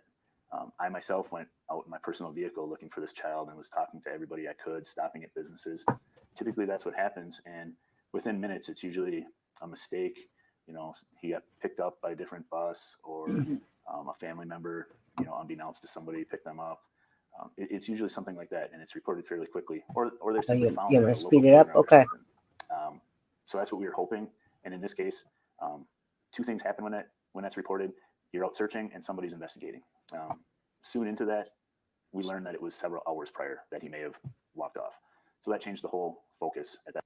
Yeah, this guy talks really slow. He's thorough, but then the other lady talks fast. So I'll speed it up for you. I'm with you. Marv, what do you have to say? Yeah, I just want everybody to know that the road that this apartment building is on is the main road that goes through the town. There's traffic on it all the time. If that little boy had gone out on his own, somebody would have realized that a 3-year-old was out in the middle of the night or the very early morning and stopped and picked him up and taken him to the police station. I also think that he realized that, well, when he said he went out and looked for him himself, he would have found him. He also probably heard the story by then about, oh, she, you know, they left, she left the kid and he was doing this and squatting against the wall. And he realized, yeah, he didn't just walk off. And he may have seen the door. Once you showed me the door, the door and then the double door, there was no way that little boy walked off. Sorry, the hiccups. Okay. And for those of J and JT's channels, I do have a playlist for Elijah. I do show the videos that I took on my searches. So if Thank you're you. interested in seeing that, please check out Beyond the Evidence and go to that playlist. I will, after this live, I will make sure that all of those videos are in the playlist bucket. And I'll share the playlist in the community, because that to me it is a big key to this case. When you see it, it makes you understand a lot better what's going on and what's really going on here. And thank you, Diane Miglior. I appreciate any help and all help, and only if you can, please do. But what helps the most, is the hitting the like button, commenting on the video, so that it can get out there and more people can see it and be aware. Because I feel like I don't understand why some cases get more coverage than others, right? I mean, Sebastian is slammed all over the internet, and I mean, people are just talking about anything and coming up with theories. But this little boy, I mean, this is so urgent. Lost. Yeah. They're all equally as important, is what I'm trying to say. And I want you all to know that. It's tough to cover them all, right? Yes, it is tough. It is, but we can try to split the time as much as we can, So that point, because now we had an endangered child out with what was reported as possibly only a blanket in very cold temperatures in winter, and 3 years old. The 3-year-old can't care for themselves. So that's when everything changed, and we contacted FBI, DCI, all our neighboring jurisdictions, police, fire, paramedics, DNR, National Guard was out with a helicopter. Everything was all hands on deck, searching everything we could. You mentioned the blanket. It was found about 5 days later. Right. What significance Yeah, does that play in the investigation? Is it 5 several days. miles away from where Elijah Vue was reported Yeah, missing? we were already searching, and I would say that was in a large search area, maybe not the primary search area, but definitely an area of interest. So when that was found, really all it did was, again, tell us that we feel we're searching in the right areas, and expanded upon the areas that we were searching. I know another news organization captured video of that dinosaur shoe. Have you been able to confirm that was in fact Thank Elijah's you, Carly. shoe as part of the description when you guys put out that he might have these dinosaur shoes? Yeah, I'm not sure about that. Right. This guy is the police chief. He's running this investigation of Two Rivers. So he is the guy that was on the search from the beginning. He was called. I mean, he's running the show, I assume, when you're the police chief of this investigation, right? He makes a lot of the decisions, and yeah, it's important what he's saying, because he's given us a lot without saying too much. I'm sure there's more that they know. And thank you, Diane, for becoming a member of the official crime crew. He does talk slow, but it's okay. He's thorough. He looks tired too. I'm sure he's been, working not just this case, but lots of others.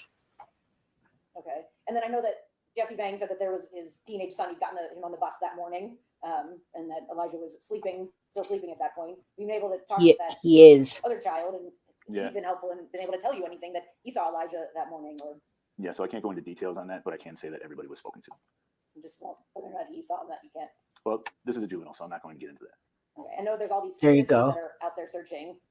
Are you working in conjunction with them? Are you giving them any sort of direction? I mean, these people, you talk to them. They just searched the Avery salvage yard earlier this week. Now, some of those people think they're hopeful to still find Elijah alive. Before he answers, I'll let you answer, Marv and JT. Are they working with the searchers? No, absolutely not. Now, giving us areas that are okay, but I think the real areas of interest they keep close to the vest. Right. Go ahead, Marv. but he does say later on that they are working with the family in determining where to search. So they have their locations, yes, and the police are keeping that to themselves, but they are listening and coordinating with the family as to where the family should search. And it was my understanding that they weren't doing that. So I'm glad he did clear that up in this interview. Right. And he will. I just wanted you to answer as being out, searching out there. And I think they just don't want anything to get compromised. Something could be stepped on. There could be, a detail that they have or DNA or evidence. So we understand. Yeah, I have never seen a police officer out searching when I'm searching. Right. And if they do, they'll say, go that way, go that way. I get it though. Amy, I have my email below. I would love to look into the Madalena Core. I can't say that last name. I'm not even going to try, but Madalena case, if you email me below, I'd love to look into that. Both parents were arrested, and the 11-year-old got off a school bus. Her parents never reported her missing, and they were both arrested. I haven't heard about that case, but I'd love to look into it and give it some attention because I haven't heard about it. Any of you heard about that? No. No. Yeah, that's no wonder they were arrested. I mean, all right, let's listen to this. I didn't want to sidetrack, but all missing kids are just as important. And I wish we had all hours in the day. Right. I mean, at some point, you feel like you feel like you're being honest with them and guiding them in where they should be searching and kind of what their expectation should be? Yeah, absolutely. I have been. As early as today, I was reaching out to DCI, who is working as the go-between with us and the family. So as early as today, I was having those conversations, and we continue to do so. So before the public actually hears anything, we're actually having those conversations with the family because, one, I think that's the most important, and they're the ones actually coordinating a lot of these public searches. So I've mentioned it before, and I'll continue to mention, if people want to assist in any way, speak with the family and work with those coordinated search efforts because they are the ones coordinating with us. So are they searching in that 15-20 mile area that you are specifically focusing on? They have been, and then any areas that we expand on, that's what we're talking with them and coordinating with. Now you also put out this ask for people to share video of this vehicle. What is the connection to the vehicle to this investigation, and has anything come out of that? Right. I can't go into any of the details of the vehicle because there is an investigation taking place. Oh, yeah. I feel like you've been forthcoming with the public. I know you held one news conference in the past month, more than a month, I guess, and just kind of directed people to your social media page. When you have a missing child, do you think you should have been out there more, like every day talking, or? I actually think everybody's been very appreciative, and we've got nothing but positive feedback about how transparent we've been throughout the whole search. Has this been overwhelming for the department? I know City Council approved extra funding. Yeah, I wouldn't say it's overwhelming. It's a priority, and we really just have to react to what we've been given here. So when you talk about the expenses and that contingency that they put into our budget, it's because everybody's main focus is finding Elijah. And are you still? I know you originally had kind of a command post set up. I'm assuming that the woman up front told me a couple of weeks ago that was no longer. Maybe it was the city council member who said that the main command post. So the investigation scaled back. Not as many people obviously don't have assistance from other counties coming in on a daily basis, or is that still happening? So that is still happening. It's not scaled back as much as it's been reconfigured. So especially with all the technology that we have, there isn't a necessity to have everybody in one location. In fact, it doesn't help us at all. It's more beneficial to have people working remote in a lot of these cases. A good example is it's easier for me to be working from my computer, for instance, to be reviewing videos on multiple screens than it is to be stuck on a small. Yeah, and that shows you what he said nails it, right? And you need a team of people. And as much as I'd like to be out there, I'm not in the proximity that you two are. So it's awesome that you can go out there and do the searches. Marv, you're just like always out there doing something. You got the energy of a teenager boy, and JT, so I can help from the desk. I haven't had anything close to my area, and right now I can't just fly out there and do that. It's just not the time. But what he said is important to have a team of people. And for everybody else that's on here, you're the crime crew, and everybody in chat. If you're not on the crime crew, if you're in there, you're on Beyond the Evidence or JT. It's important for you to help and email and all that, because cases are solved by nowadays. Cases have been solved by people from YouTube and social media. There's a lot of good tips out there. So remember that you can do something from your keyboard as long as you're not doing bad things. All right. Yeah. Keyboard warriors. All right. Small laptop and a command post where I don't have those resources. Have you captured any video of Elijah in the days leading up to his disappearance? Have you seen anything? I'm not sure if we found video evidence of Elijah necessarily. There have been things that we found of interest, yes. But again, it's not something I can talk about as far as the investigation at this point. I guess video also need pictures, images, not just right. Video. Yeah. So when I talk about videos, videos. Now you guys can go watch this. Well, everything's time stamped here, even on this video. But just last time, I have my email drop below, and Poko, I think JT's going to set up an email. You have an email yet?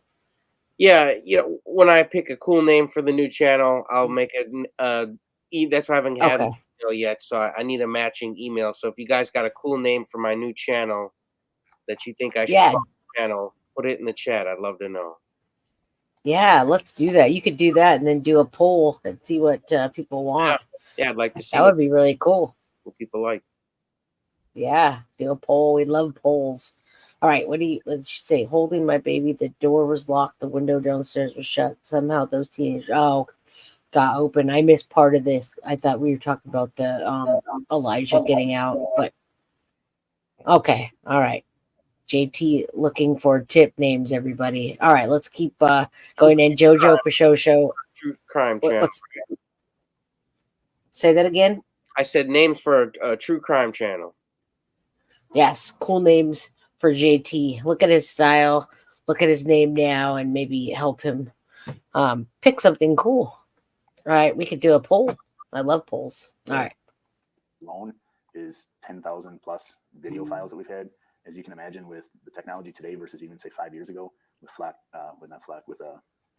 Ring doorbells, Blink cameras, things like that, you might have, in one time period, you might have hundreds of videos that you have to review. So that's just one example. But yeah, other people have different technology where it may be still frame pictures. I think everybody's seen stuff floating around. Obviously, one of those that was floating around, and yes, we had seen that too, was from Ross's Auto, for instance. That's a well-known picture that everybody's seen. Yeah, he told me that he immediately, when he realized he was in that, reached out to you guys. Are those things still coming in, I guess? Yeah, I will say they're not coming in like they had been. We're not getting as many tips. And that's why we continue to have conferences like we're having here today with you, is because I think he needs to stay in the forefront of everybody's minds until we find him. Right. Are you hopeful that you're going to find him? I am hopeful that we're going to find him. Do you feel like you're closer today than you were 52 days ago? That's good to hear. Until we find him, how can you say that? Unfortunately, that's what I wake up to every morning, is a different idea, a different thought, something that maybe we can do, something different. Like I said this morning already, I was reaching out to DCI and having conversations about an idea that the family had and how we might be able to incorporate that and where. Where do you go from here? I mean, you just continue to search and stay positive in right. search efforts. How hard is it it's positive that you're just going to find him, but might not necessarily find him alive? Right. I mean, unfortunately, we have to be open to all possibilities. Clearly, some of these areas are not pleasant that we're searching. I wouldn't be happy if we found him in a sewer or a landfill, for instance. But at the same time, yeah, it's good information. Bring closure. We will. That we have to search those. We have to run down those tips and leads, regardless of how unpleasant they are, because we're at day 52 and we have to be open to all possibilities. More than that now. Main search is still here in Manitowoc County. You don't think that Elijah ever left Manitowoc County? Well, we've obviously been searching in areas outside of Manitowoc County, so that's not necessarily correct. But yes, our primary focus has been Manitowoc County. Do you think he's outside of Manitowoc County? At this point, I have a strong belief the areas that we're searching are the correct areas, and we'll continue to search them. Is there anything else you think is important that I haven't asked about? Sorry about that. Where is that 15 to 20 mile area that you're kind of? I'm going to go a little bit. Let's see at the video surveillance. Were you hopeful when you went out there that was going to help you, only to find out that the farmer doesn't actually have video? Yeah, I think there's been a lot of those cases where I'm hopeful that something would turn up and we'd have that, that clear tip or video. He does give a lot of good information. I feel like he is working day and night, and just the energy is so low that I don't know, the hope in this one. I wonder if he knows something. Well, he does know something that we don't know, and I wonder if he really does know at this point that we're looking for a body, and he's just tired and beat down. What do you think? Beating around the bush. Yeah. Yeah. No, I think we're looking for a body. Unfortunately, I still, deep down in my heart of hearts, I hope he's alive and someone drops him off at a gas station one day. But otherwise than that, if that doesn't happen, we're looking for a body. Right. Hello, Gen 13. God. And I don't think he's ready to extinguish the family's hopes. Right. I think that's why he continually does that. Just in case there is a chance that this little boy is still alive. But he also, I think Davy Jones is right. He has the experience with cases like this, and he's seeing too many cases with foul play. I mean, he just seems so just beat down, and the answers that he gives, he goes around things a lot. And instead of him just saying, we're looking for a body, honestly, we found some, he can't say that. So let's see where we are. Let's finish this up. I'm trying to see. Let's see if he's going to talk about who he thinks involved, and then we'll wrap this up soon. I have another clip up, and we're going to talk about what's next if we are going to prosecute the case without a body. And then we're going to play a one more video and talk about the top disturbing things in this case. So if you dropped off, come back, listen in. We had 100 and, almost 20 people here. We've got a lot of people dropped off, I noticed, on this one. And I know it's really low energy, but it's important, folks. We have to keep this in the spotlight no matter what. So we're not going to be, yelling into the, we don't want to hear him yelling into the camera. Or something. But in essence, yeah, that's just another one of those, small disappointments, I guess. But we run into that frequently, where you have a camera up and it doesn't work, for instance. He's being cautious. You have to investigate something, it does you no good. Do you think Jesse Vang and Katrina Bauer are both involved in Elijah's disappearance? There you go. I can't say that at this point. That sucks. Yeah, I'm sorry. There's just so much I can't talk about with the investigation portion of it. Yeah. That's too bad. Waiting. Obviously you guys are working on it to put it out publicly. But what he did say today, in this video, is important. That was online, and there, It is. building that would have. Yeah, we'll just pull this off. I think we'll stop sharing it, talk about our thoughts, and then we'll talk about if the if we're going to be able to charge without a body, right? And if you want to sum up what he talked about, we can talk about that for a second. What do you think the important takeaways? It was a long interview, and there was a few key points. I think the most important one is they're searching anywhere and everywhere, including land and water. They're searching in a variety of different ways, not only physical boots on the ground searching, but with planes, drones, dogs, you name it. Right. JT, what was the takeaway you had? Yeah, that they're putting in their effort. They've got the drones. They're in the water. I think they're trying to keep that hope alive, especially for the volunteers. And like you said, they're being careful what they say. That way, you don't want to, pop the bubble of the family, possibly, and extinguish any hope they have of finding his poor little body and getting him buried. Well, you don't want to compromise the investigation. If they say one thing that other people don't know, number one, they could compromise it by, let's say Elijah is somewhere, someone will say, oh, they know, and then move them. Or if they have a key piece of evidence, let's say they have a footprint, right? They have a footprint, and then someone gets rid of those shoes, or whatever it may be. They don't want to compromise. And I think that's the biggest thing. But it does get frustrating for us all. The other two things that I think were the most important is there's absolutely no evidence of an abduction. Yeah. Yes. Meaning they know that whatever happened in that apartment. And the other biggest thing I think is that they are focusing within a 20-mile radius of that apartment. That's interesting. And I wonder if that 20-mile radius came from like cell phone pings, or what that radius is coming from, number one. And with the apartment, did they do luminol in there? Did they find some blood? I mean, he was torturing that kid, so there had to have been some kind of something somewhere, right? Something somewhere, you would think. Well, in the apartment, yeah. I mean, yeah. And he had a son in the apartment too. I would love to know what the son saw and when he saw it. Exactly. And I hope some of that comes out in the court, because I guarantee you they interviewed that boy and said, well, did you even see him on the couch that morning? When's the last time you did see Elijah Vue? he might have been like a week ago. Like, oh, really? Because he was supposed to be in the house that morning. Yeah. So I'd really like to hear what Jesse Vang's son has to say. I agree.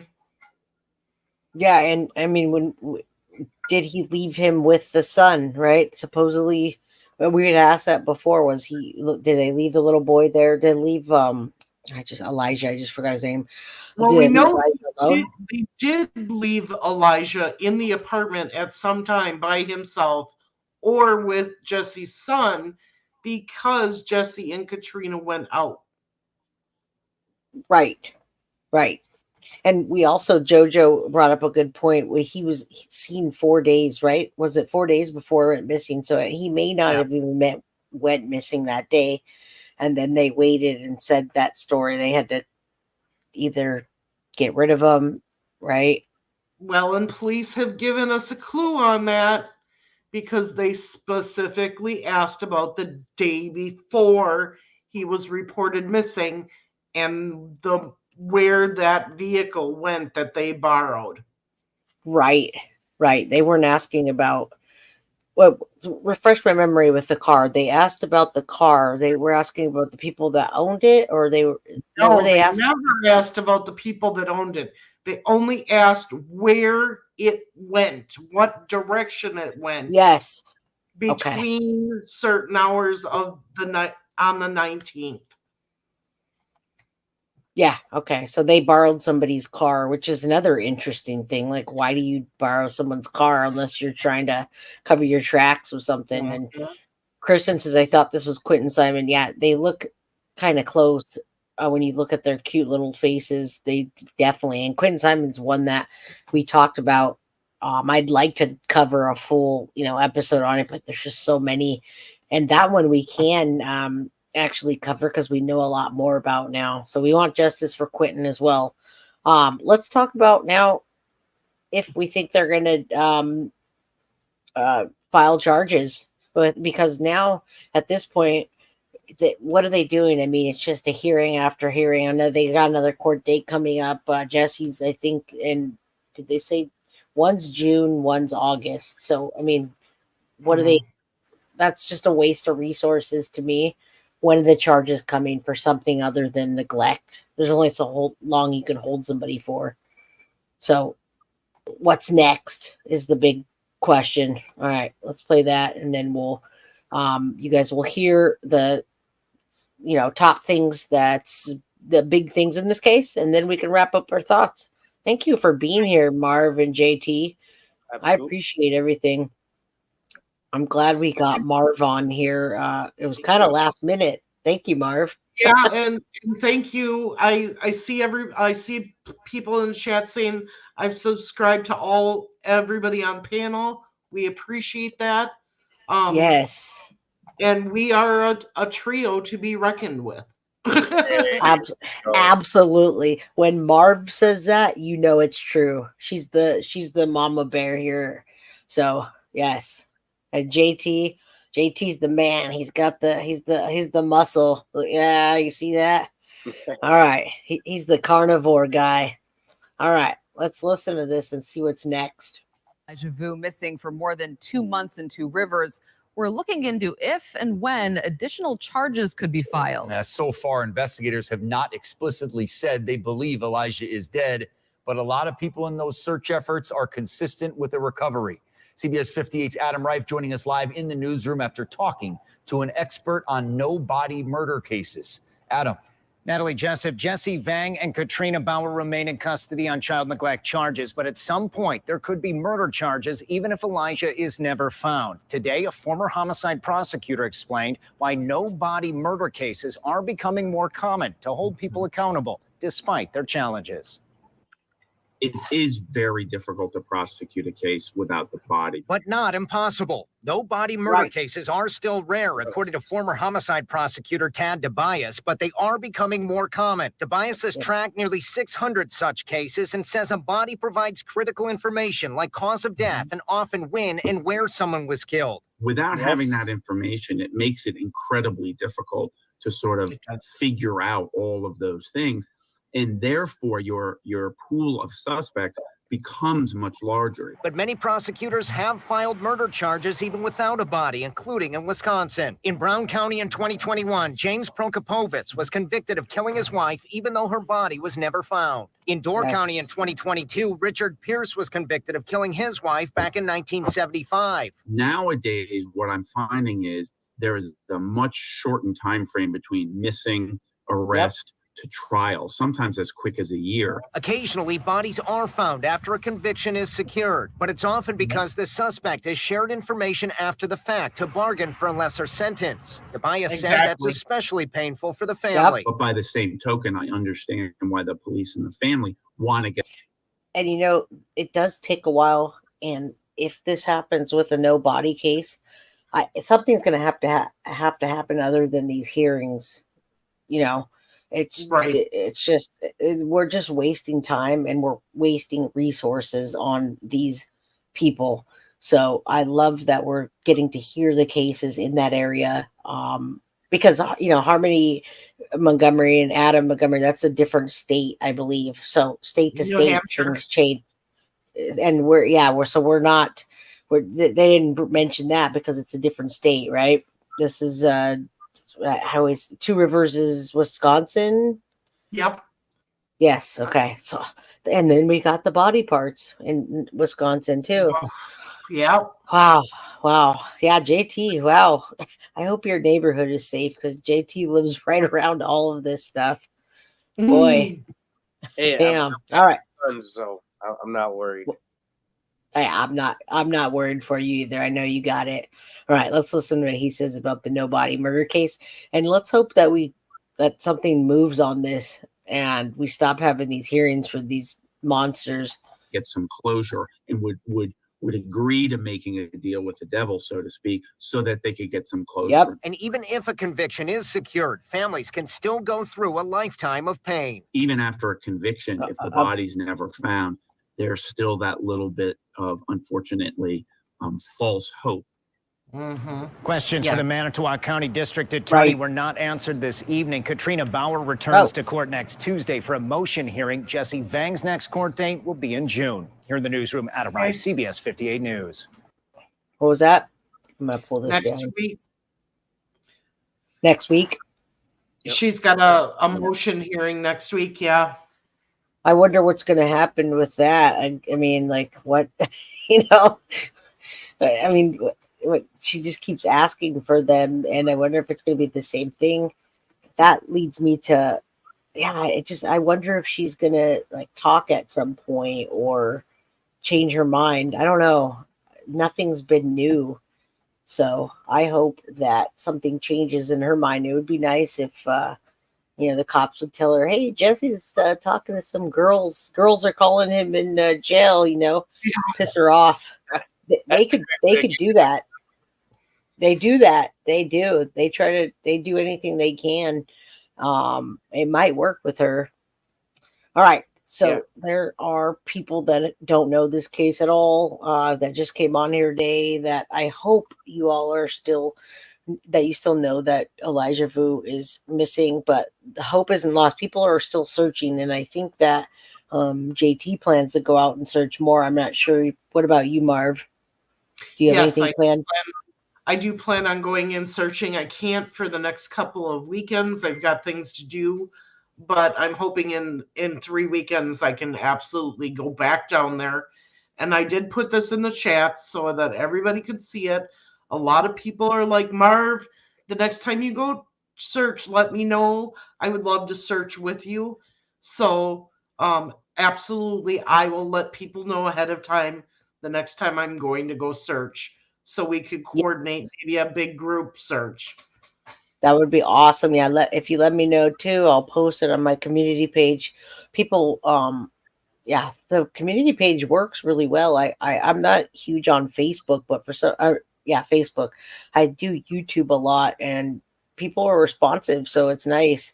Let me know, please. And Meep says delay. I agree. People delay. I feel like a lot of times when they delay, it's always the ones that are guilty. I mean, they're not trying to get out or trying to prove anything. Look at Koberger. but you remember when that first started, he said he was gonna, he couldn't wait to show us how he was innocent. Yeah. Yeah. He's been in there for how long now? If you were innocent, would you really want to be sitting in there with all those delays? So, and we can talk about 20 more of those, but all right, let's talk about this though. We'll talk about seven chilling details about the case, and you guys just think about Elijah during this, and you're probably gonna get mad. Woman accused of abusing her 3-year-old son. This nearly 1 month after Elijah Vue was last seen. So now she's facing additional charges with much higher penalties. Now, a grandmother turning against her own daughter as the search for her grandson trudges into its 3rd week. I don't feel it's worth the risk to lower her bond, especially as the victim has not been found and many questions are unanswered. And for the first time, we're hearing from Elijah's caretaker, who first reported the boy missing. Yeah, I just got a question I want to put in a motion for bail reduction. Plus, the Northeast Wisconsin community comes together, still searching for little Elijah. He's become like Wisconsin's little boy, but he's also become like nationally, everybody's little boy. Katrina Bauer and Jesse Vang both appeared in Manitowoc County Court on Thursday for what was supposed to be a preliminary hearing, but plans quickly changed when prosecutors announced new charges. Matters on the calendar for a preliminary hearing today. I had an opportunity to talk with counsel earlier. Attorney Larson had filed previously a motion to modify bail, and then I think it was late yesterday, he filed a motion to dismiss count 1. My understanding after talking with counsel is that Attorney LaBrie anticipates filing an amended complaint, and based on that, the parties are asking to adjourn the preliminary hearing 1 week. Now, on top of her obstruction charge for allegedly lying to police about her location, Katrina Bauer's original felony charge of neglecting a child was upgraded to chronic neglect of a child. Prosecutors also added another misdemeanor charge of neglecting a child. We have now changed count 1 to chronic neglect as party to the crime. We have also added the count 4, which involves neglect to another child who is 6 years old from February 14th.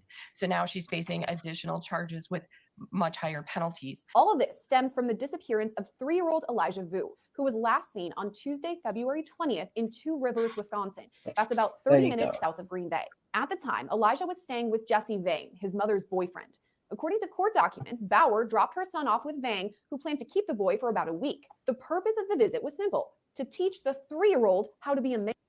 And there you go. This gives you, if you missed the whole dang thing, and again, I'm going to timestamp this. I timestamp all of mine, so you could skip what you want, go to what you want. I think it's important for people that don't want to watch some of it, want to watch others. This gives you the whole shebang real quick, and it's sickening. And when you see this in a document that says how to be a man, when you see this in a court filing, it makes me sick. Old. At 3 years old, right? Absolutely, yeah. That's good to add that to it. But I think even nowadays, how to be a man, that's just such a that statement is how to be a good person. Apparently, in my position, in my opinion, Jesse Vang doesn't know how to be a man as an adult either. He's going to treat a child this way. Absolutely. How about how to be a good person? How to do good, how to love people and all that. We forget about that. All right, let's watch this, guys, so we can all get upset and pissed off and want to go out there and do something about it. An original criminal complaint details gruesome accusations of abuse at the hands of Vang, who referred to the discipline as timeouts, but compared them to boot camp. This included making Elijah stand up for 3 hours at a time and repeatedly chant, "I'm sorry, mommy." Vang also threatened Elijah with cold water, something he knew the boy was afraid of. It was Vang who reported Elijah missing at about 11 a.m. on February 20th. Vang told investigators he went to take a nap at about 8 o'clock that morning. Right. But Elijah was in the room when he fell asleep. I'm afraid of it. When Vang woke up 3 hours later. Court documents state that while Vang was sleeping, he would, quote, lock the door to the apartment at the doorknob, deadbolt, and with a security chain attached at the top of the door to keep the victim from walking out of the apartment. Both Vang and Bauer were later charged with child abuse and booked on $20,000 and $15,000. There's the two monsters, everybody. Remember those faces. Hopefully you see them in court soon, being charged with upgraded charges. Thank you, Jojo, for show. Well, and remember, help us out. She's not only charged in Elijah's case now, she's also charged with her 6-year-old daughter. Yep. So there wasn't just one victim. Yes, Elijah is the one that's missing and presumed deceased, but there was another 6-year-old child that went through this hell with her in her custody. May not have gone to Jesse, but was neglected by the mother. Right. So now she has 2 charges. Yeah, you do forget that when you haven't covered a case for a while, because you have a playlist and you want to go back. So I appreciate that. Somebody said the sound quality is low. It's the highest that we can go on long crime. So I can talk really loud into my mic, but I can't control long crime. I do have an equalizer here to boost it, change the treble, bass, all that, but that's the best sound I'm getting, Janet. So if you turn up your turn your volume up, I apologize for that, and I thank you for being here. $1,000 bonds, respectively. Your Honor, we are asking that the court reduce the bond to one of a signature. I would note that Ms. Bauer is a resident of Wisconsin. She's a lifelong resident of Wisconsin. She has no serious record. She has 2 prior CMs of disorderly conduct and 2 CTs. She had no misses in the 2 CMs, which were in 2011 and 2015. That was Katrina Bauer's attorney, Ann Larson. Together, they appeared at the hearing via Zoom from the Manitowoc County Jail on Thursday. You can see Bauer in the video wearing an orange jumpsuit. Ms. Bauer did suffer a significant brain injury in 2015. I do not know if that contributed, but that would be my guess. She has some difficulty regarding dates and things of that nature. She did have a neuro assessment done. I do not yet have that, but she is receiving SSDI for that condition. As I stated, she's a resident of Wisconsin. She will not leave the state of Wisconsin. She doesn't have anywhere to go outside of Wisconsin. Bauer's attorney suggested she was not a danger to the public and simply wants to know where her son is. Obviously, this is a very high profile case. There's a lot of high emotion going on, but there's also high emotion going on with Ms. Bauer.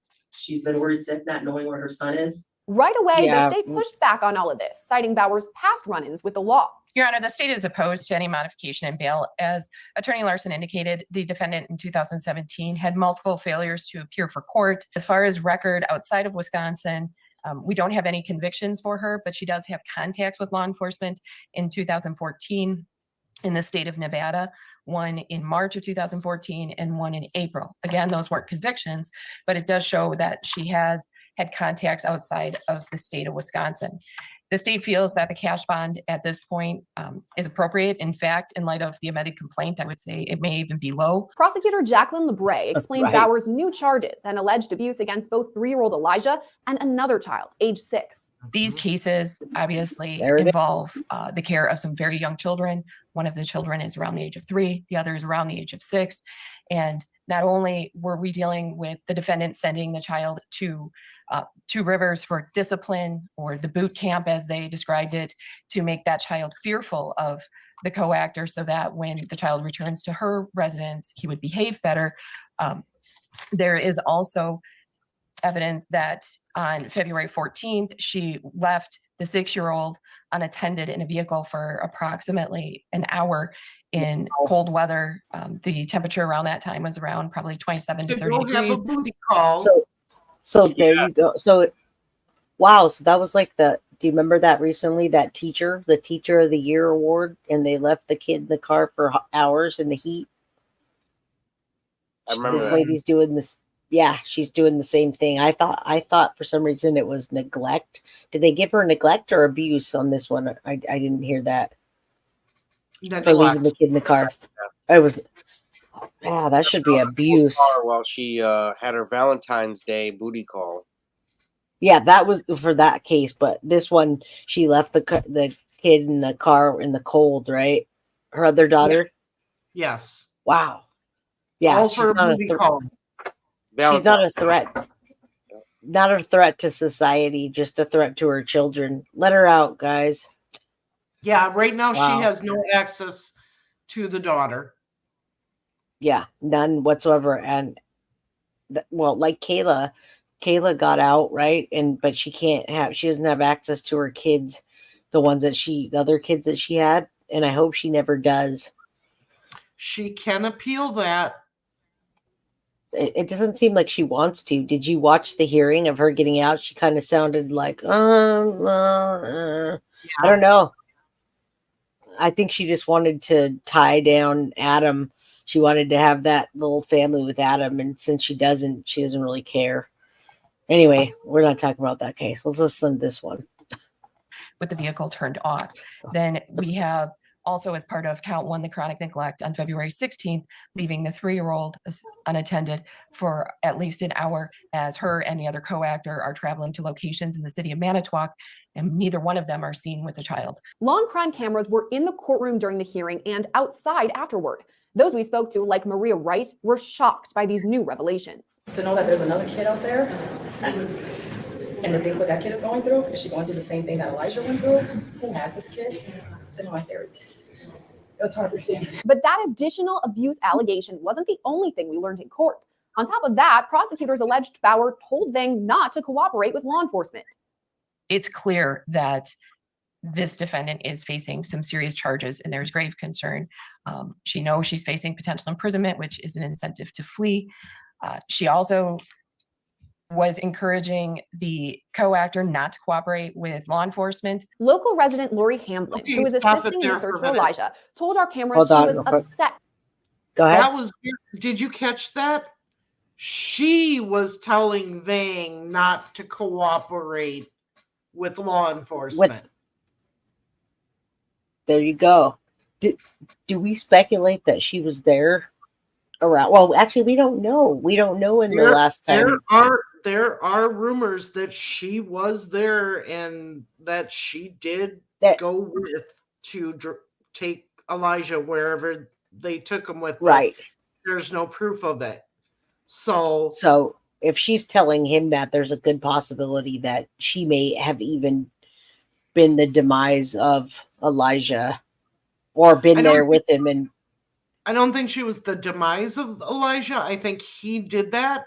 But I think she may have picked the spot where he was put because she did make a comment that Elijah would never leave Shakto, which is an area only about 4 miles from the apartment building. Okay, so she definitely knows more if she is telling him not to cooperate. Yes, that's what I'm thinking.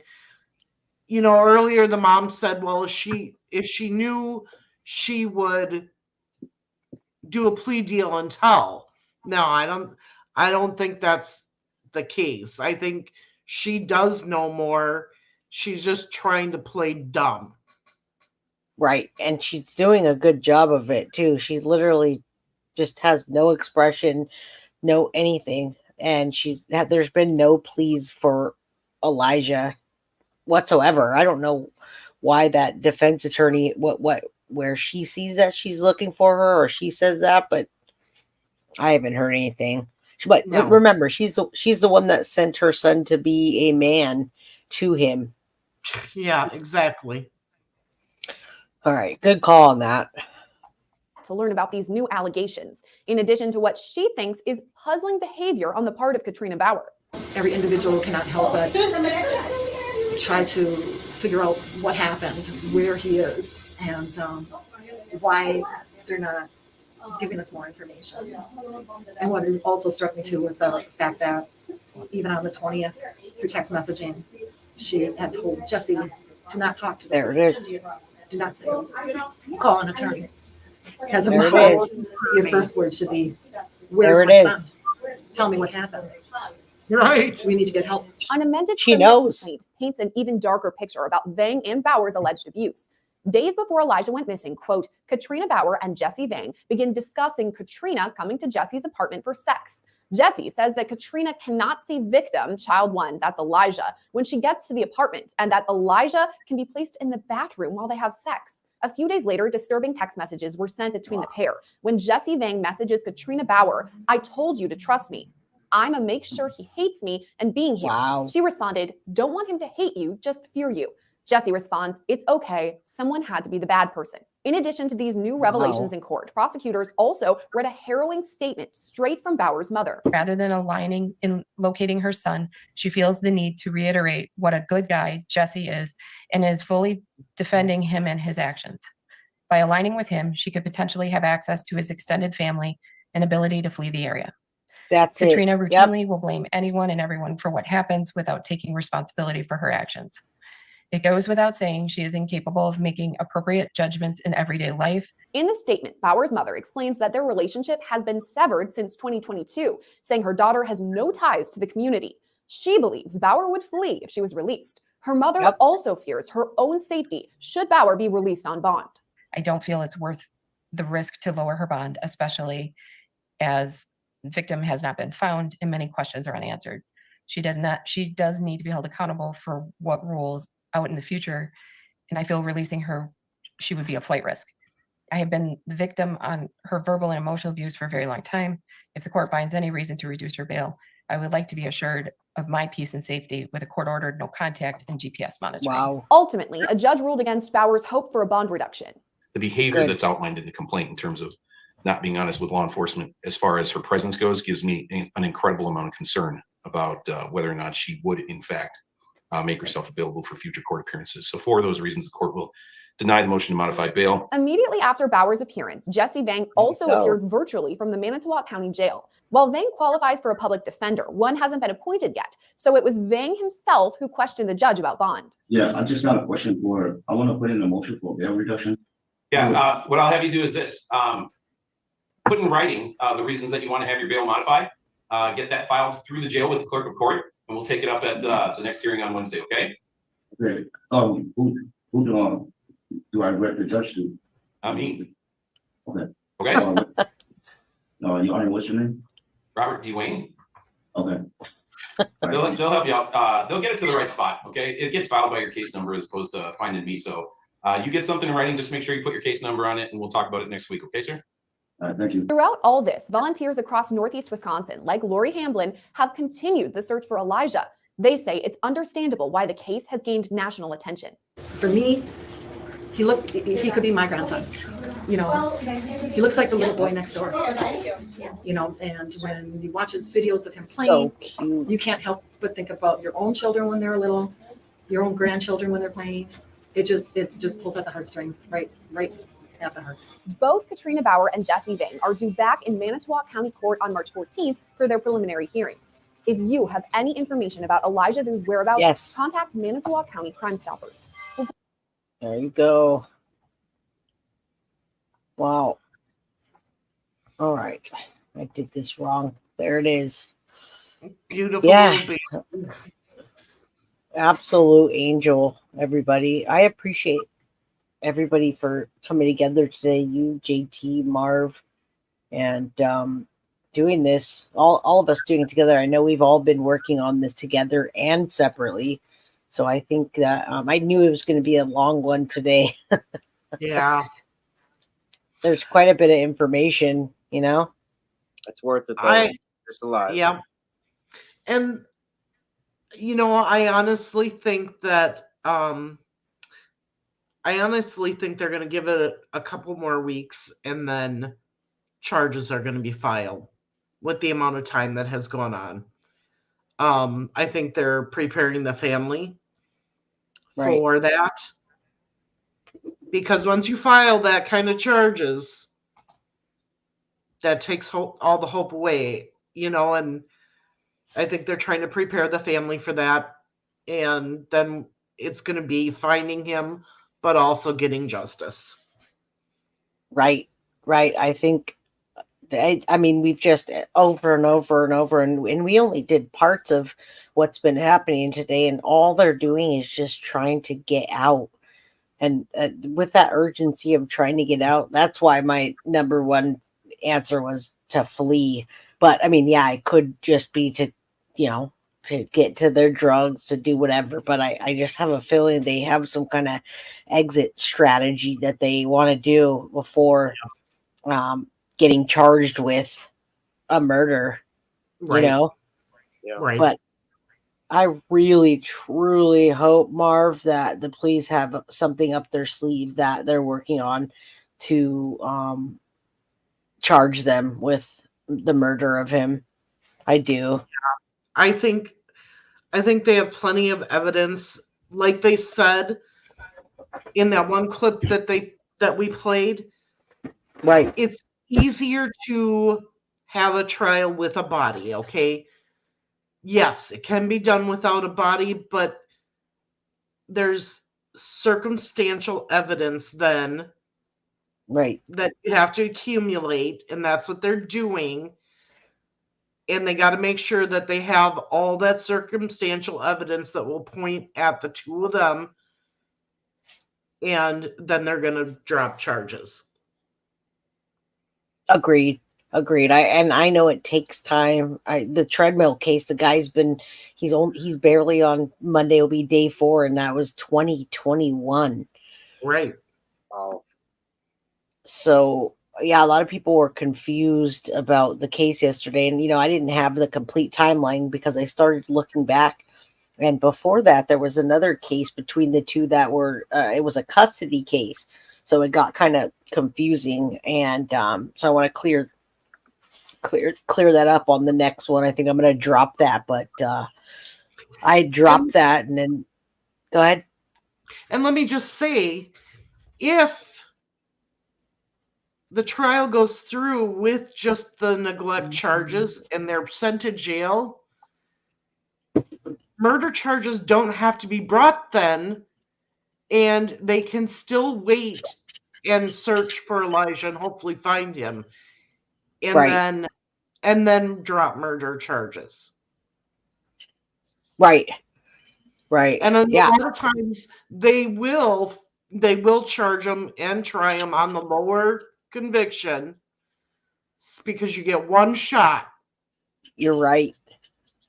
I wonder what the maximum penalty is right now for what they do have on them, because they really are, they're not doing a bond reduction. They know they're a flight risk, and I think that they know that. Well, I think that they know that they're looking for a body, honestly. I want to say they could get up to 10 years and a fine. Okay. For what they have now. And the mom's charged with another case too. Right. But even if it's only a year and a half that they get, that gives them more time to find him and collect more evidence. Right. Which is perfect, because it could take a year or two, or who knows, depending on their delay tactics, right? Right. Well, I guess let's just keep this in the spotlight. There's more. Yes, fingers crossed, prayers, everybody. There's more hearings coming up, and every time a hearing comes up, I feel like big things tend to drop. Right. Yeah. So let's all watch out for that. Everybody in the channel, watch out for that. I'm gonna put my emails down there. It's been running down there, folks. And you can email me, and I'll send it right to Marv if you want to get to Marv or JT until I can put hers up or his. I can put Marv's up if she wants right now. Yeah. I think Marv, you can put it up too, but I'll what is yours, and I'll type it in there. So it's beyond the evidence 1 at gmail.com, but I'm having issues with it, and the amount of memory I have or whatever. So you can always send it to truecrimewithmarv at gmail.com also. Okay. True crime with Marv at Gmail. Yep. Okay. All right. Yeah, we'd rather do that so people can get to you I put that in the chat and I'll put up in a second. Thank you, Jojo, for show. Can you play KB's mother's statement read in court? We did. You mean the one at the beginning? It wasn't actually in court. The one that we played at the beginning was her sitting on a bench. Yeah, let me see if I can find that real quick while you guys look at chat. Let me put true crime with Marv. Marv, you can, with your email, you can do an email dump. Are you having trouble dumping your emails like all at once? Is it taking too long? Or why are you having trouble with the amount? I'm just curious. With the Beyond the One evidence, it said something about that my Google Drive is almost full, and I haven't put anything in my Google Drive. So after we're done here, I finally got an email that explains what's going on. So they're just trying to upsell you to pay. Yeah. So you should be fine. You just gotta it's your emails. It's your emails in there. You have to do an email dump of the ones you don't want. So go back to your old emails and do a dump. Okay. They're just trying to get you to pay for it. When I get a good channel name, I'll set mine up and I'll give it to you guys. Okay. Yeah. All right. Let me see if I can just find that really quick about Katrina Bauer's mom making a statement in court. If I can't, then we will call it. It's not very long if I can find it. Let's see. Missing Katrina Bauer's mom asked the court. Yeah. What didn't we actually? Wasn't that the one that we just played? Yeah. No, that was the attorney read it. The attorney read it. The mom didn't. Yeah, I just found it, and it was the attorney. Yeah, there's no other ones. You can go back. I'll timestamp it in there for you, Jojo. We just read that. So Bree's on here. Bree's been doing the timestamping, and she's great. If you could timestamp Katrina Bauer's mom, the statement read by the attorney, that would be great. And I think on that note, everybody, we love you all. We're at almost 2.5 hours here. And I think, I think this is great. Us three working together, man. I appreciate you all. Absolutely. Let's keep it going. Let's go. Let's schedule let's go. We got things to do. Yep. All right. I'm going to play the outro. Do you guys have anything else? If not, then we're going to say bye. Nope, just ending it like I normally do. Remember, we are the voice for the voiceless and their families, and justice matters in each and every case. Love it. JT, you have your saying yet? No, but let's keep on looking for Elijah Vue, and let's bring him home and get him buried, and if not, maybe he gets dropped off at a gas station alive someday. I don't know. Whatever way coming home looks like, let's make it happen. Exactly. Yes, please. Keep the hope, everybody. Justice does matter. That's beyond the evidence as well. She always says justice matters, and that's absolutely correct. And you have a great afternoon. And my saying is always, are you guilty of crime? And we're out. Have a good one, everybody. Bye, everyone. Thanks for coming. Guilty of crime. I want to thank you for watching. If you enjoyed my content, please share this video, like, and subscribe. You can also follow me over at Facebook, Instagram, TikTok, X, or Gmail. If you'd like to donate to my channel, you can use Cash App or Venmo or PayPal. Thank you very much in advance. Guilty of crime. Are you guilty of crime?